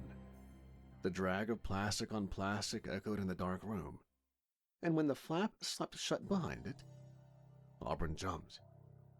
She looked at the player as the tape wound up, and as the sick feeling worsened in her stomach, she lifted her eyes to the screen. The screen continued blue for a time, but as the player started to whir, the color was replaced by a plaster of static snow. In the transition on the screen, Auburn couldn't help but see a new, chilling detail in the tiny room she was in. In the far right corner, a little red eye had blinked to life. A security camera. Auburn watched the snow fade into a black and purple haze, followed by streaks of more static. She could see the tape get in there, and her palms started to sweat. She hoped for a rerun of Barney, Richard Simmons, maybe even some Tybo. But as the screen started to play the film, she realized she was getting nothing like that at all. The audio was first, grainy and scratchy, It came through in segments, distorted by years of dust and damage. A man's voice filling the small room like a home theater. Don't you fucking... I swear to... I'll... Daddy, please don't. It hurts. It hurts. Just do what they say. Heidi will get mad. I'll kill you. You understand? The screen showed a man restrained, violently struggling against several people holding him, each of them wearing masks. In front of him is a little blonde girl, with another masked individual behind her. She's held at knife point. Behind her is what Auburn assumed is the rest of the family, the mom and 2 younger boys. They're seated at a dinner table, the mom lamenting muffled screams against a rectangle of duct tape. It's hard to make out through the quality of the recording, but it almost looks like their legs are wrapped in barbed wire. Auburn felt the rush of bile from her stomach but kept it down, having no choice but to look and watch. Even in the chilly confinement, she was sweating. The screen cuts. More static black. Then picks up again. Same sitting at the table. Same girl at knife point, same father. He's still trying to resist, but he looks like he's been beaten. Weakly, he reaches for the daughter. The son's his wife. The children are silent. The mom is out of breath, reduced to sobbing. The masked men part to make way for another group of similarly dressed people, but one that's led by a shorter, fully costumed individual. The fur on the costume is pristine, fluffy even, like it's ripped straight out of a kid's commercial from the 90s. The sheepdog. The sheepdog looked at the father and daughter, then to the family almost lazily, indifferent. It's then Auburn can see something in his hand, sticking out amongst the fluff. A bulky handheld power drill, with a cord dangling behind like a leash. The tip is one of those spade bits used for cutting a hole in wood. The men accompanying him are carrying equally crude tools, a beveled chisel and a brass mallet. Let her go. Let them go. You can have me, please. The audio is distorted and doesn't quite match up, but drones over and over the background noise, the kids silently crying and the mom shaking against her wooden restraint. The sheepdog looked at the father, his emotionless caricature face watching as he begged. Without a word, the sheepdog motioned to the girl, and they seat her at the table as the father tried again to break free to no avail. Auburn watched as they closed in around the father, tears welling as they each take a turn, while the others wrapped the same barbed wire around the little girl's legs. The brass mallet was first. A quick but heavy hit against the side of the father's head. A spasm follows, and the mom screamed against the duct tape. The beveled chisel punctured the side of the neck, rending the flesh and making way for a grisly arterial spurt. The children are silent and look away. The sheepdog appeared bored, holding the drill at its side. He looks at the face of every victim lazily, father to kids, kids to mom, before he started digging in with the drill. With slow, curious presses to see what damage it would inflict. The chest, the stomach, the face. The screen cuts again, and Auburn vomited. A weak splash from a nearly empty stomach, followed by the burn of bile on her throat. When the screen changes again, she doesn't want to look, but she does. The masked men drag the father away, leaving a smear of blood behind. One of the masked men is playing in it, coating his fingernails before he finger paints on the wall out of sight. The children are silent, and the mom weakly groans against her restraints, visibly destroyed, her eyes bloodshot and haggard. The sheepdog walks over to her, the cord of the drill trailing behind. With his fuzzy paws, he struggles to remove the duct tape. Another screen cut. Distorted static, black and purple haze. The sheepdog is gone. 2 masked men work a mop and bucket on the smear left behind by the father, the steam rising as a lever squeezes red water from the mop's head. The children are transfixed on something on the wall, something written out of sight. The mom is hunched on the table, duct tape still half stuck over her mouth. The drill is embedded in her temple and left there, the cord trailing to the floor. Auburn cries as the screen cuts again. The floor is clean and the mopping crew is gone. The men in masks have vanished, and there's the squeak of sneakers on tile. A new masked man comes in, garbed in a bloody apron, carrying a platter of meat. Set in front of each child is a plate, a fork, and a knife. Despite everything, they watch the same spot on the wall. The tape has ended. Auburn watched the dull glow as the video faded away, leaving behind an unsure mess of dark, static film. She continued to watch for a time, uneasy seconds spent crying as she questioned the meaning of it all.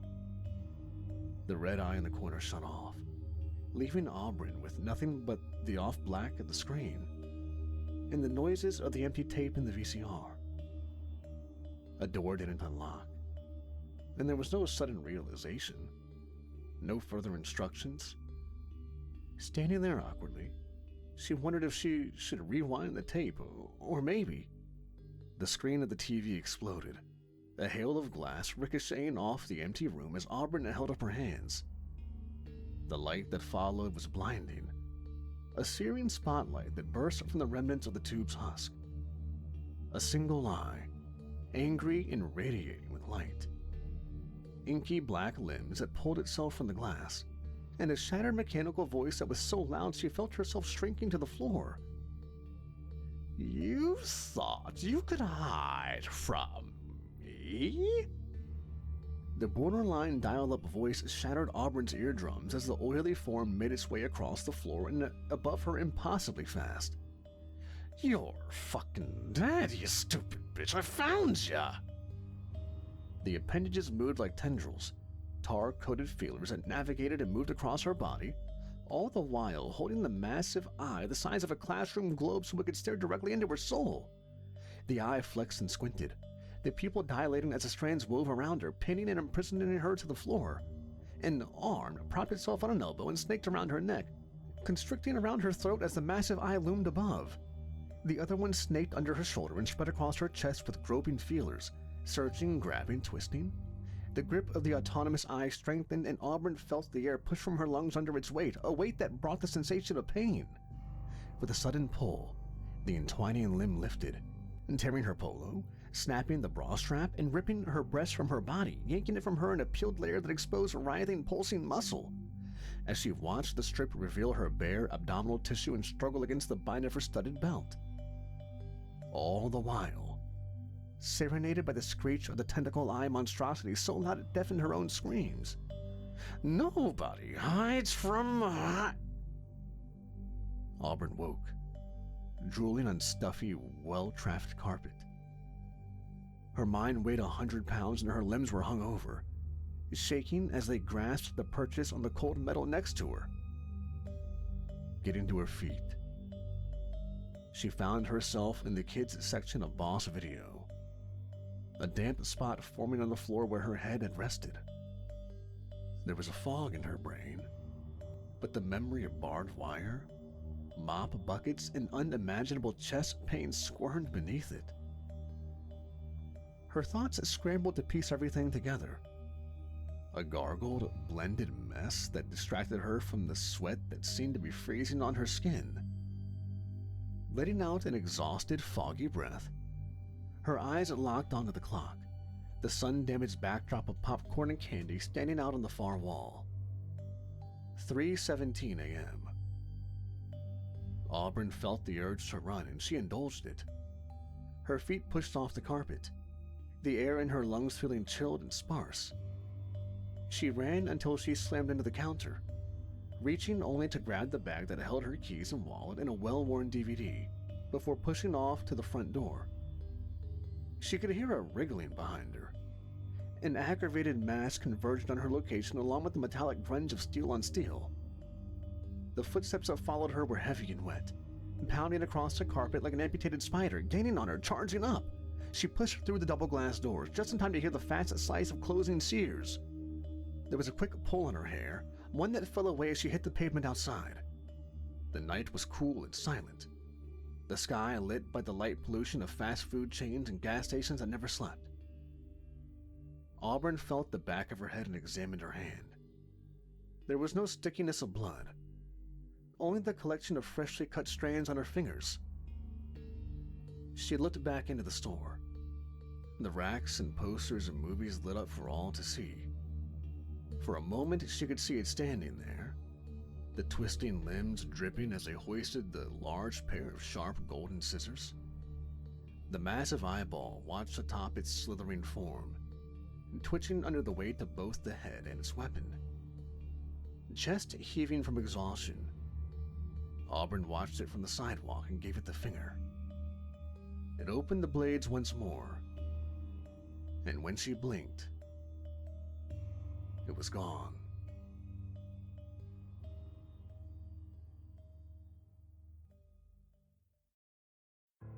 Amy looked at the sign across the parking lot and fidgeted nervously. It seemed to look back at her like a glaring eye, staring ominously in the distance. Even from the sidewalk, she could read it. The generic blood-drip font of orange and black clinging weakly as the wind tried to tear it away.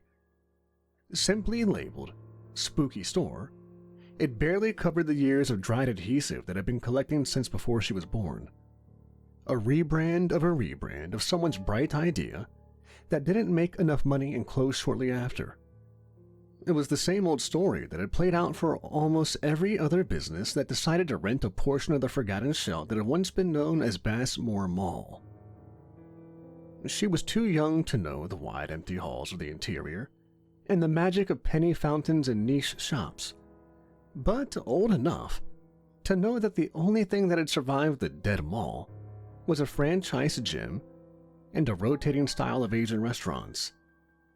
That, and the annual seasonal Halloween store.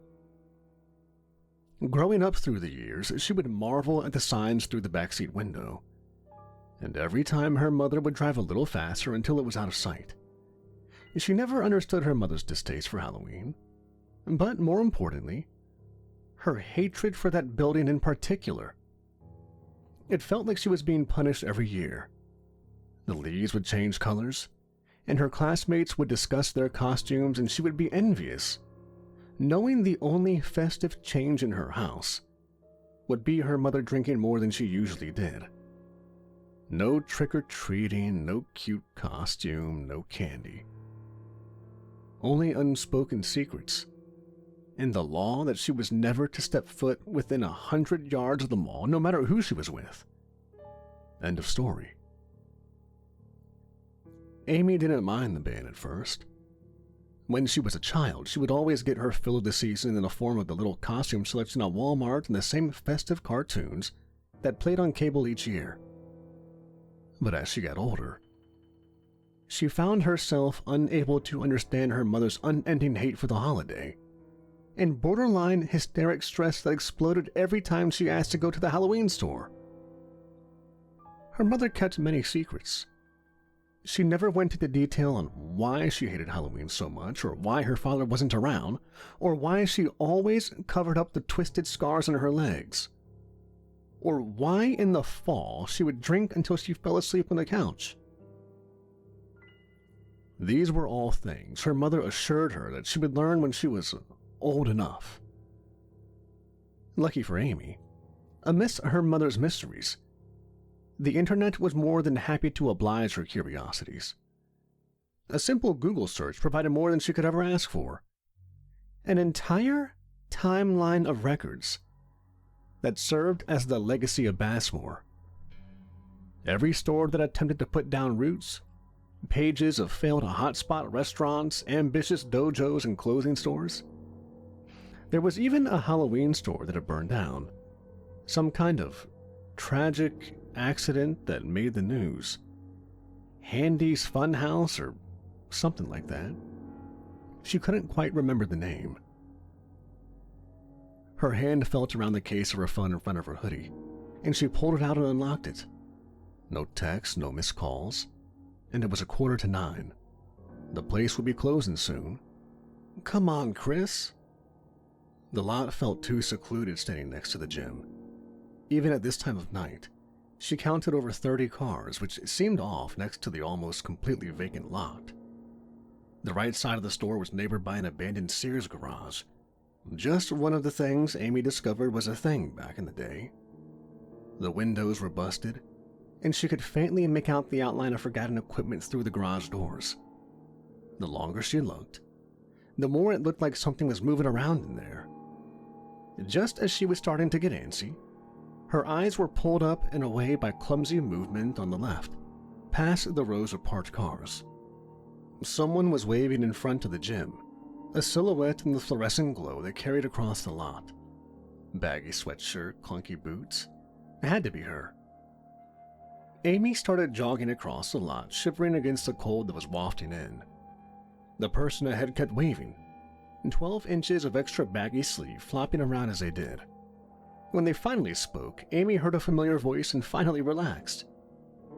"Hey, sorry I'm late. My stupid brother dropped me off at the pharmacy and my phone died," Crystal said, meeting her halfway. "He's so rude. I wasn't sure if you were going to make it. They close in 15 minutes, Amy said, looking at the store. A couple was walking out, the boyfriend holding up a mask against the store's glow as he inspected it, like some sort of skinned human face. The girlfriend didn't look thrilled. "Come on, let's get you in here before they close. My brother said he'd come get us in 20 minutes. Amy and Crystal hurried across the small lot to the spooky store, just as the couple started their car. Amy watched them pull away, their headlights cutting through the night as they left them alone in the lot with a single car remaining. She ignored the creeping feeling and focused on the door instead, and felt her stomach drop, as someone on the inside was making their way to lock it. "No, no, no, no, no, no, no!" Crystal shouted, throwing her hands up as they hit the entrance.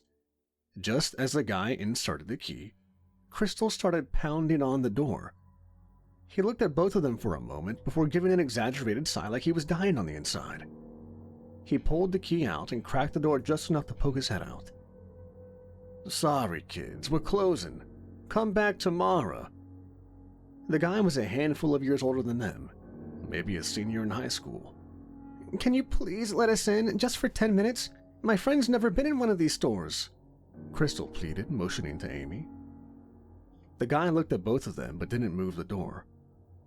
"Your friend can come back tomorrow. We open at 11 and we close at 9, which is in 10 minutes. Besides, aren't you two a little young to be out this late? Where's your parents? They know you're here? Give you a permission slip?" he teased, something Crystal's brother would say. "Is that even a thing anymore? Come on. My friend's going back home tomorrow out of state. This is her only chance. We'll be quick, I promise. Don't be a boomer," Crystal said, and the guy sighed again. He looked at Amy and narrowed his eyes, taking note of her long black hair poking out from her hoodie. "Where you from, kid?" he asked, opening the door a little. "California," Amy blurted the first thing that came to mind, fidgeting with her phone in her front pocket. "They don't have Halloween stores in California?" he asked, frowning. "Nope." He looked at her for a moment before looking back into the store and groaning deliberately.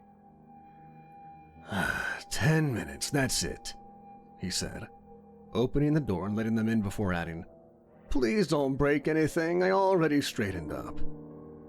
"We won't," Crystal said, leading the way. Amy felt a surge of both excitement and relief as they passed through the doors and out of the cold. The employee trounced back to the counter and leaned against it impatiently, scrolling through his phone in defeat. Inside the spooky store was pure magic. Amy marveled at the overwhelming festivity, the loud and vibrant assortment of costumes, figurines, and miscellaneous merchandise. The entryway was dominated by a collection of animatronics, each equally loud and intimidating. A bulbous-headed alien creature with glowing purple eyes that hummed as he held up a strip of human skin like a trophy. A large deer with flesh hanging from his antlers that would exhale smoke. A tall half-woman, half-unicorn covered in leather, chains, and blood. All the while, hyped up with the backdrop of recorded screams of agony. "This place is so cool," was all Amy could manage in awe of it all. Crystal was already picking through a plethora of t-shirts, each covered in popular horror icons. She pulled away to gush over a plastic calico cat that would shine light from its mouth when you squeezed its paw. "Yeah, it is. Glad we finally got you in here. Don't see why your mom hates it so much," Crystal said, leaving the cat behind after wincing at the price tag. "Yeah, I don't know. She doesn't talk about it," Amy said, looking over the costumes. Inflatable hot dog suits, a bloated car salesman getup with a blazer and sunglasses, a rubber horse mask with bulging eyes. "Oh, hey, I'm gonna go check out the makeup real quick. Oh, wanna come with?" Crystal asked, toying with her pastel-dyed hair. "Go ahead. I want to see the masks before I go. Meet you back here?" Amy said, grimacing against the ear-piercing screams of the animatronics. "Cool, don't get lost," Crystal said before hurrying away, her bulky boots scuffing the carpet. Amy navigated the store on her own with wonder, taking in every compelling prop and decoration. A stuffed swan with gore hanging its beak, a life-size dummy of a skinned man, standing next to one that had its mouth opened so wide it had ripped through its cheeks. There were so many cool and visceral things, but Amy could see it for what it was. Exciting, but harmless fun. No nudity, no vulgar language. She didn't understand why it took her sneaking out to finally experience it. In the back of her mind, she felt guilty for being there, an incessant nag that pulled through her excitement. But there didn't seem to be anything wrong with the place, and she started to wonder if her mother's hate from the place stemmed from some kind of superstitious illusion. Maybe she was just easily scared. She found a shelf of cartoony weapon replicas along the way. Reaper-sized meat tenderizers, anime swords, and bloody meat hooks. On the floor was a comical pair of oversized red plastic scissors about 1.5 feet in length. It had been ripped from its packaging, the little zip ties still clinging to the loops. Amy picked them up and closed the fake shears a few times, wishing she could buy them. She decided to hang on to them so she could turn them in on the way out. The wall of masks was just as cool as she hoped. From helmets to realistic animal replicas that had movable jaws, there had to be over 100 hanging on the wall before her.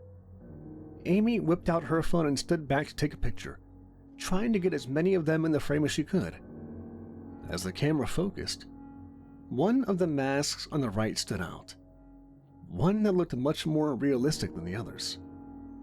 It was a child's face, with pale skin and horrified eyes, both hands clasped over the mouth like it was actually trying to suppress a scream.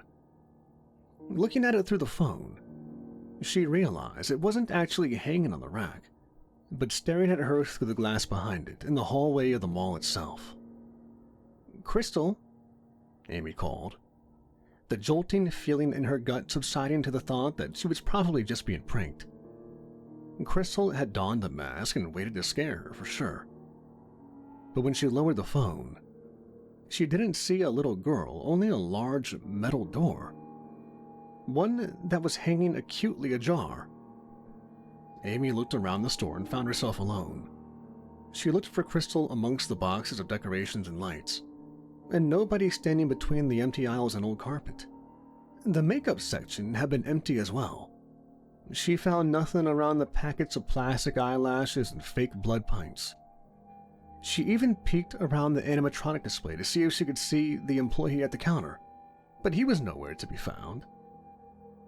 "Guys," she called out, and heard nothing in return. No screaming sound effects, no laughter, and no ambience over the speakers. Everything had fallen suddenly quiet. Had they really left her there? Amy looked at the door and chewed at her lip nervously. She could just take a quick look and come back in. Maybe the employee had gone back there and she could chalk it up to a misunderstanding. She swiped out of the camera on her phone and checked the time. 9:56. "Crystal," she called again, and got nothing but silence. She sighed, took another worried look around the store and approached the door. Even ajar, the exit was heavy. Amy pushed into the hall, immediately aware of its vast liminal space. The air was cold, like she had stepped into a refrigerator. The tile reflected the same ambient light from the store, a faint glimmer that reached down the left of the empty hall until it reached the barricade of a scissor gate. The corridor was littered with a pile of old props. A melted mannequin with rusted chains for arms with a head that was too small. A realistic corpse wrapped head to toe in shriveled plastic wrap. A plastic unicorn with a broken stomach and singed mane. All of them watched her with blank stares underneath a film of dust from their home amongst the trash. Despite their uncanny appearance, the only thing that made her uncomfortable was the shape lingering on the right, positioned so it peeked at her from around the corner. The little girl with the horrified face, its little hands clasped over her mouth. Even in the darkness, she could see the haunted eyes, puffy and tortured. The child lingered like a cardboard cutout, her existence standing still like a copy and paste image. The more Amy looked at it, the more the pained eyes looked fake, until it started silently crying. Behind her, the metal door slammed shut. Amy jumped and tried the handle, feeling her stomach tighten when the hooked handle refused to turn. "Very funny, Crystal. Let me in." Her voice carried down the hall, a dying echo over the darkness that had overtaken the tile. With the door closed, it had gotten much darker, and when she looked through the little pane of glass, she started pounding on the door. Inside the spooky store, the lights were off. "Crystal!" Her throat felt suddenly hoarse, and her words came through a haze of fog. The hall was freezing, and she shivered in her hoodie. Clutching the plastic scissors, Amy looked down both sides of the hallway. She swiped down on her phone and clicked on the flashlight, but the shine felt useless in the vast corridor. Panning the light left, the minute glow cast over the barricade, causing a dance of shadows behind it. Shadows that seemed to turn and look at her. When she turned right, she caught a glimpse of the little girl and what looked like blood leaking from her eyes. Right before she slipped out of sight. "Hello?" Amy called, the phone shaking in her hand. She tried the door again, wanting nothing more than the joke to be over, and to see Crystal or the employee flick on the lights. But there was nothing but darkness. One that seemed to worsen whenever she wasn't pointing her phone at it. The absence of light crept around her, swallowing the air as it grew. Shivering in the dark, she looked through her phone to find Crystal's number. She hit the call button and watched it immediately go to voicemail. Instead of hearing Crystal's personal recording, she heard something else that made her sick to her stomach. "Hey, sorry I'm late. My stupid brother dropped me off at the pharmacy and my phone died." The voice distorted towards the end, Crystal's cheery tone warped by loud static. As Amy looked at her phone helplessly, a blood-curdling scream ran through the hall, one that was cut short by a sharp click, and followed by the heavy drip of fluid. The scream sounded like Crystal.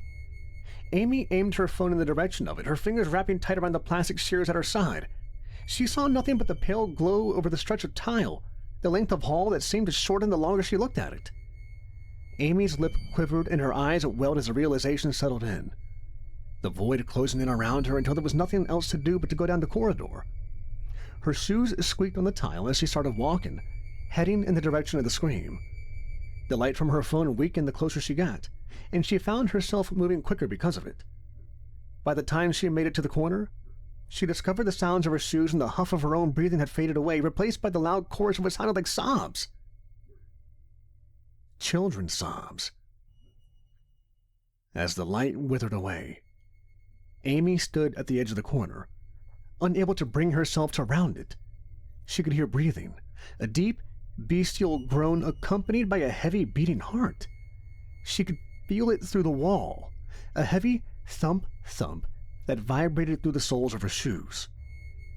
One that started to move closer. It came around the corner slowly, a twitching shape that failed to make sense under the dwindling light. Two twitching points were first, jabbing through the dark like a feeler. They were long and visually sharp despite the skin that had been stretched over it. A car's length of blades that closed slowly in a shrill drag of steel on steel. The body that followed was an abomination, a writhing mass of movement trapped beneath patchwork flesh. Multiple legs carried it, a mixture of humanoid, arachnid, and canine appendages working together like a top-heavy centipede. The monstrosity turned to face her, a prison of trapped limbs squirming against see-through skin and veins. The shears swayed above, connected by a scorpion's tail of twisted muscle and cartilage. Amy's phone grew weaker by the second, and she watched through the shaking as the living shears stopped their sway, pointing directly at her. The heartbeat got faster, louder as the beast groaned. The stitches split vertically in a gaping maw of jagged teeth, a slow part that revealed a single glaring hidden eye beneath. Above her, the scissors opened wide, a horizontal guillotine that started to shake once it reached max capacity. Amy watched the eye, glinting, its pupil dilating as her light faded away and died to nothing. In the darkness that remained, she could feel its gaze, patiently observing her, her shuddering chest, her quaking legs, her fleeting hope. Then, all there was left for her was a long breath to feed a scream.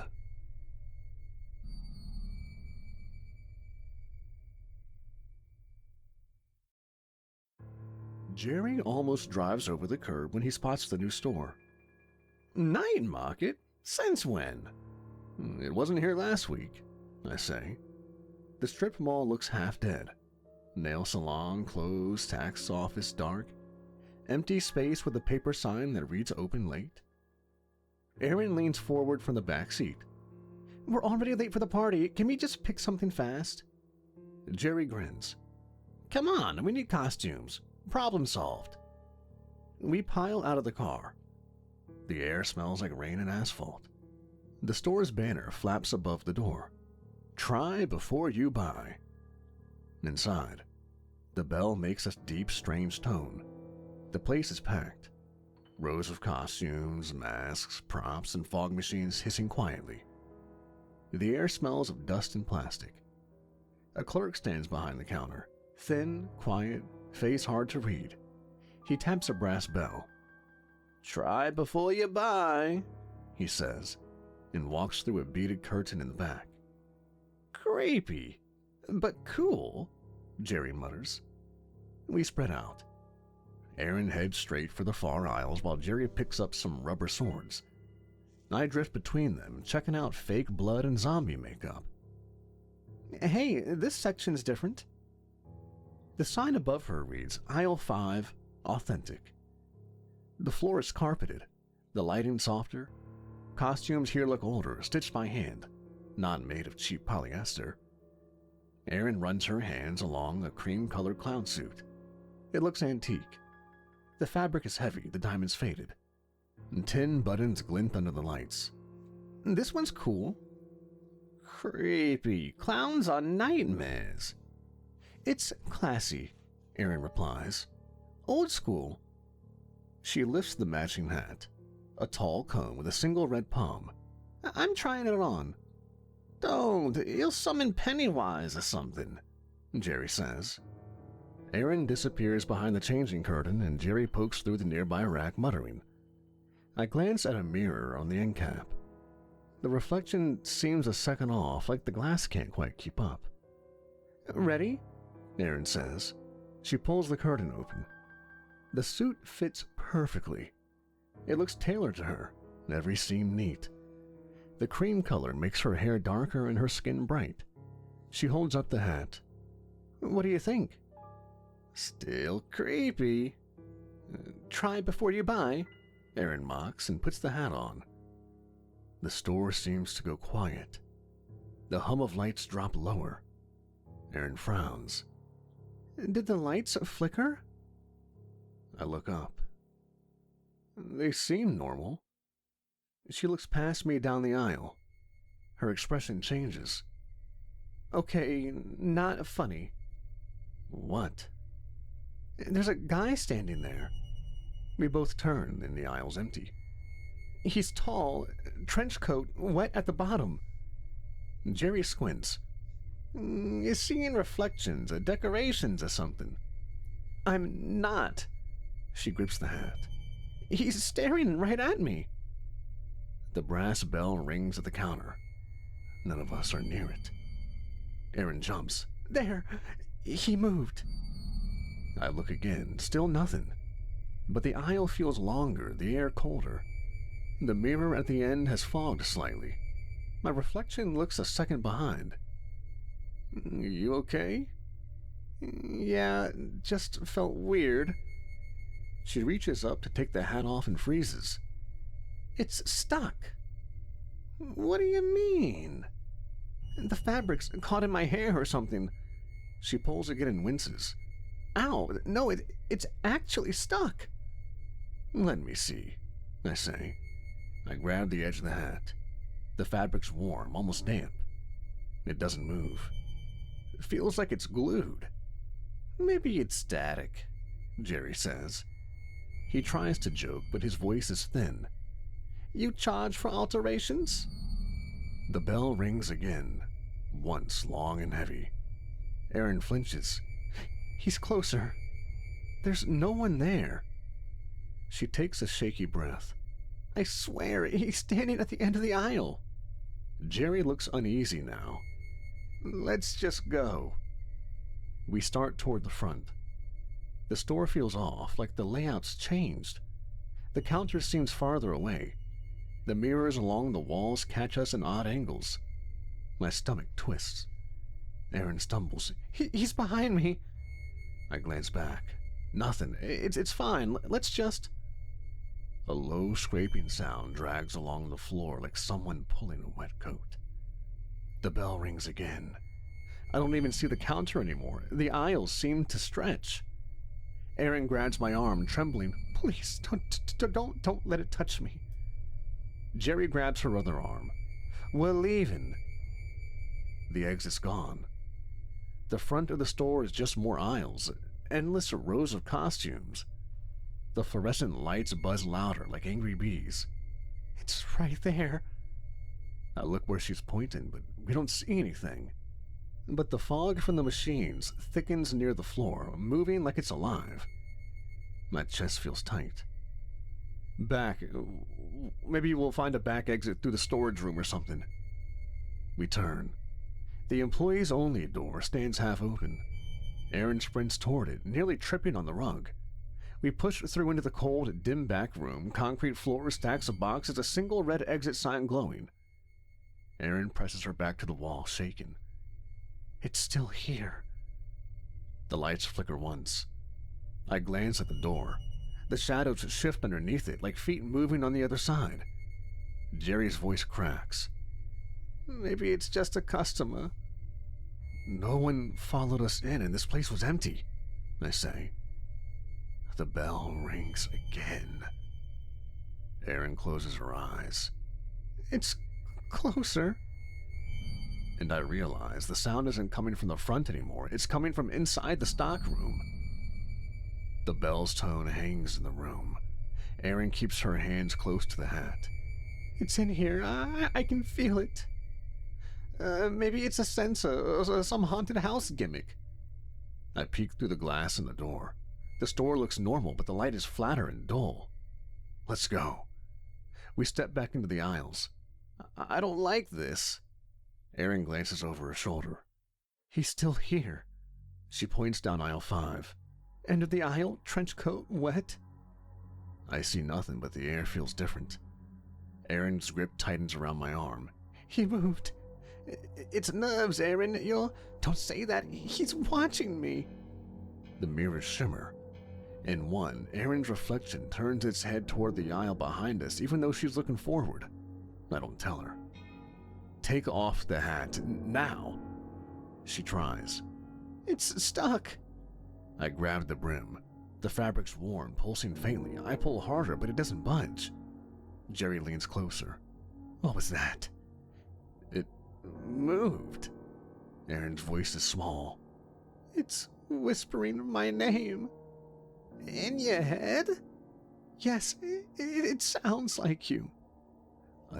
We gotta get out of here. We head toward the front, but the counter looks further away. Every step makes it stretch. Do they rearrange this place? The bell rings again. The note seems even closer now. Aaron jerks her head. He's between us and the door. Okay, back to the stockroom again. We turn, but the employee door opens to another aisle lined with capes and masks. Jerry freezes. We're lost in a damn circle. Keep moving. We'll find something else. The lights dim slightly. The mirrors along the wall stutter. Aaron presses her hands to her face. It's breathing on me. We pass a display of mannequins dressed as vampires. In the corner of my eye, one's head turns.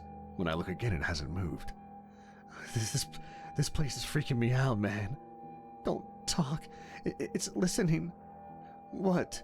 It said my name again? The scraping starts, slow and heavy, like a coat dragging on the floor. Back, now. We hurry through another aisle. The exit should be near, but it isn't. Every sign says aisle 5.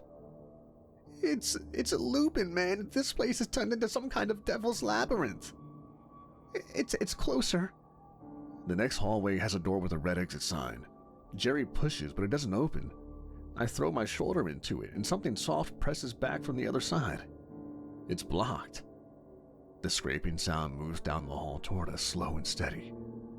Aaron hits the door with both fists. Please, somebody open the door. Nothing. The sound stops right behind us. The lights flicker once, twice. We run back the way we came. The hallway feels longer this time, though. The bell rings again, far away but then near. We break through the employee door into the stockroom again, and the cold hits immediately. The red exit sign hums overhead. Crowbar or something. We gotta find something. Something bumps the door we came through, a soft thud and then another. Someone there? Erin shakes her head, eyes wide. No. The handle turns slightly and stops. Then the dragging starts again, this time behind the walls. All right, what now, guys? Find another way, or someone who works here. We open the door again and face another aisle instead of the sales floor. I feel my stomach drop. This place keeps changing, Jerry says. It doesn't want us out. The fog from the floor machines thickens, coiling around our feet. Aaron flinches. It's standing next to me. Keep walking.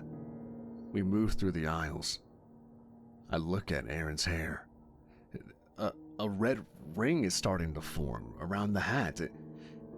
Blood is starting to drip. Jerry looks to her. Oh my goodness, Aaron, it's fusing to you. The hat looks as if it's been stitched into her scalp. The stitches look deep, threads fading from black to the same color as her skin. I look at the costume's collar. A small tag hangs loose, yellowed and frayed. The writing is faded but still readable. Once worn, a great sacrifice must be made to remove it. What the hell does that mean? Jerry asks. It's not just stuck, Aaron. The hat. It's a part of you now. I think it's the connection. The moment you put that hat on is when you started seeing the man. A connection? What? To whatever runs this place. That's how that thing found you. That's why we seem to be in this, this other dimension, this labyrinth of a store. A sound rolls through the room. Soft whispers. Too many voices speaking at once. It sounds like the store itself is breathing through the cracks in the walls. Make it stop. I grab a box cutter from a nearby shelf. Hold still. Jerry starts, but I don't wait. I slide the blade under the brim. The second the metal touches fabric, the lights flicker. The air turns icy. The cutter vibrates in my hand. Stop! Aaron cries. I pull back. A thin line of blood runs down her temple. The room settles, but the cold stays. I see him, I see him! All right, let's go, guys, I say. We break into a run. We find a door. We open it. No exit sign above, but we open and go through, and we're in another aisle. Some kind of aisle, that is. We find a shelf and we brace it against the door. Something hits from the other side, and each hit makes the walls groan. The air feels thick. If this thing gets in, Jerry starts to say. It won't, I say, though I don't believe it. Erin looks at me, tears streaking her makeup. I can hear it laughing. The sound outside shifts. A dragging scrape up the floor, then silence. We all freeze. Maybe it's gone. I shake my head. No, I think it's waiting. Then, from the other side of the wall, something whispers my name. The shelf shifts an inch, even though all three of us are leaning on it. The metal squeals. Cold air spills through the gap around the door like breath. Hold it, I say. Jerry picks up the crowbar he found earlier and puts it underneath the bottom rung. Erin stares at the crack, shaken. The shadow on the other side seeps in like smoke, thin and steady. The door doesn't open all the way. Erin moves. Her body jerks sideways like someone hooked her by the belt and yanked. She hits the floor hard and slides on her side. Erin! I grab for her. She screams and claws at the concrete. Her nails skid and split. There's nothing on her, nothing I can see, but her shoulders wrench back like hands are on them. Jerry lunges and catches her ankle. It pulls him with her, scraping his palms across the floor. It's like a winch. Help, man! I wrap both arms around Erin's waist. The force yanks again. She rams into a rolling ladder, bounces off, and we all spill through the stockroom door into the sales floor. The aisles shift as we move. End caps slide past like we're on a conveyor belt. Erin is dragged backward, heels carving squeaks into tile. We slam into a bin of foam axes. Props fly, a plastic skull rolls under a rack. Stop pulling her! I shout at the empty air. Stupid, I know. Erin's head snaps back. The hat tilts. She screams, "Get it off! Get it off! It's inside!"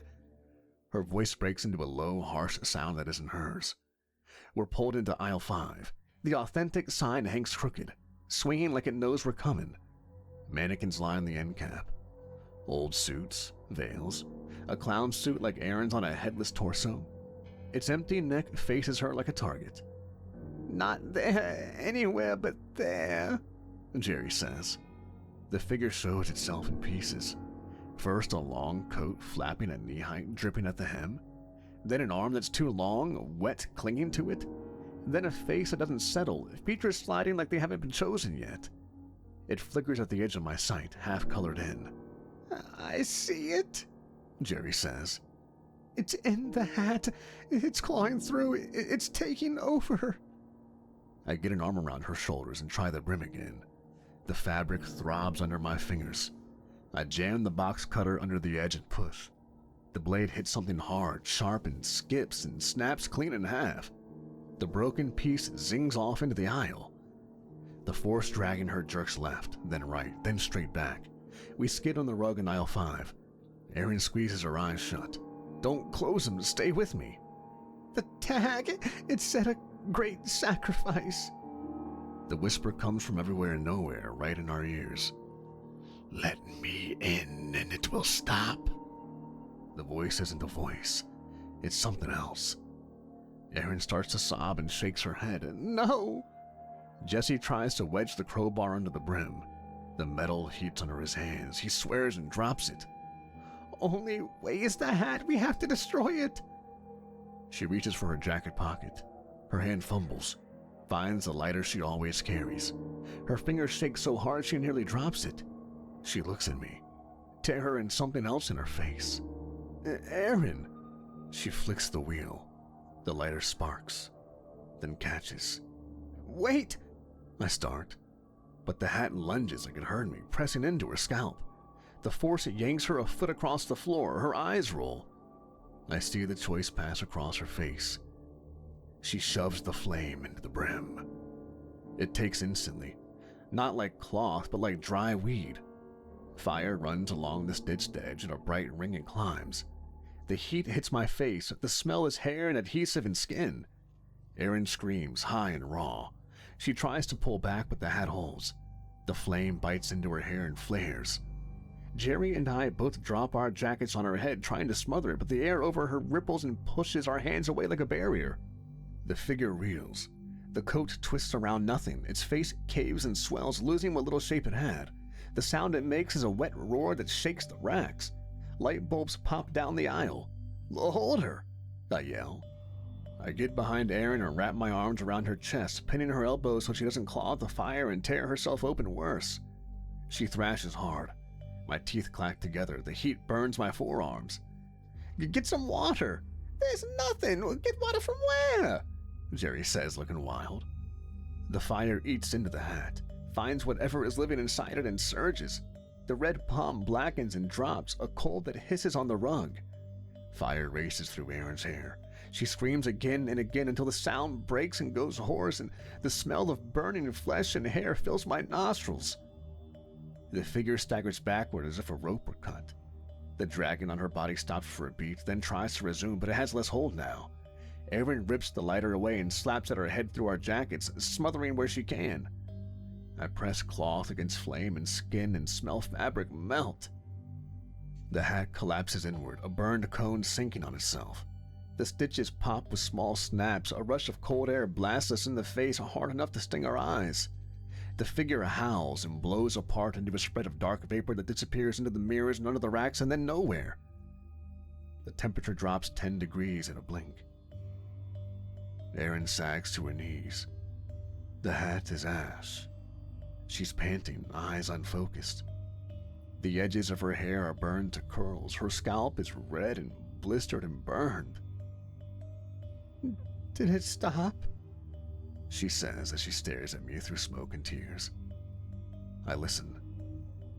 The dragging isn't in the walls. The whisper isn't in the lights. The bell is quiet.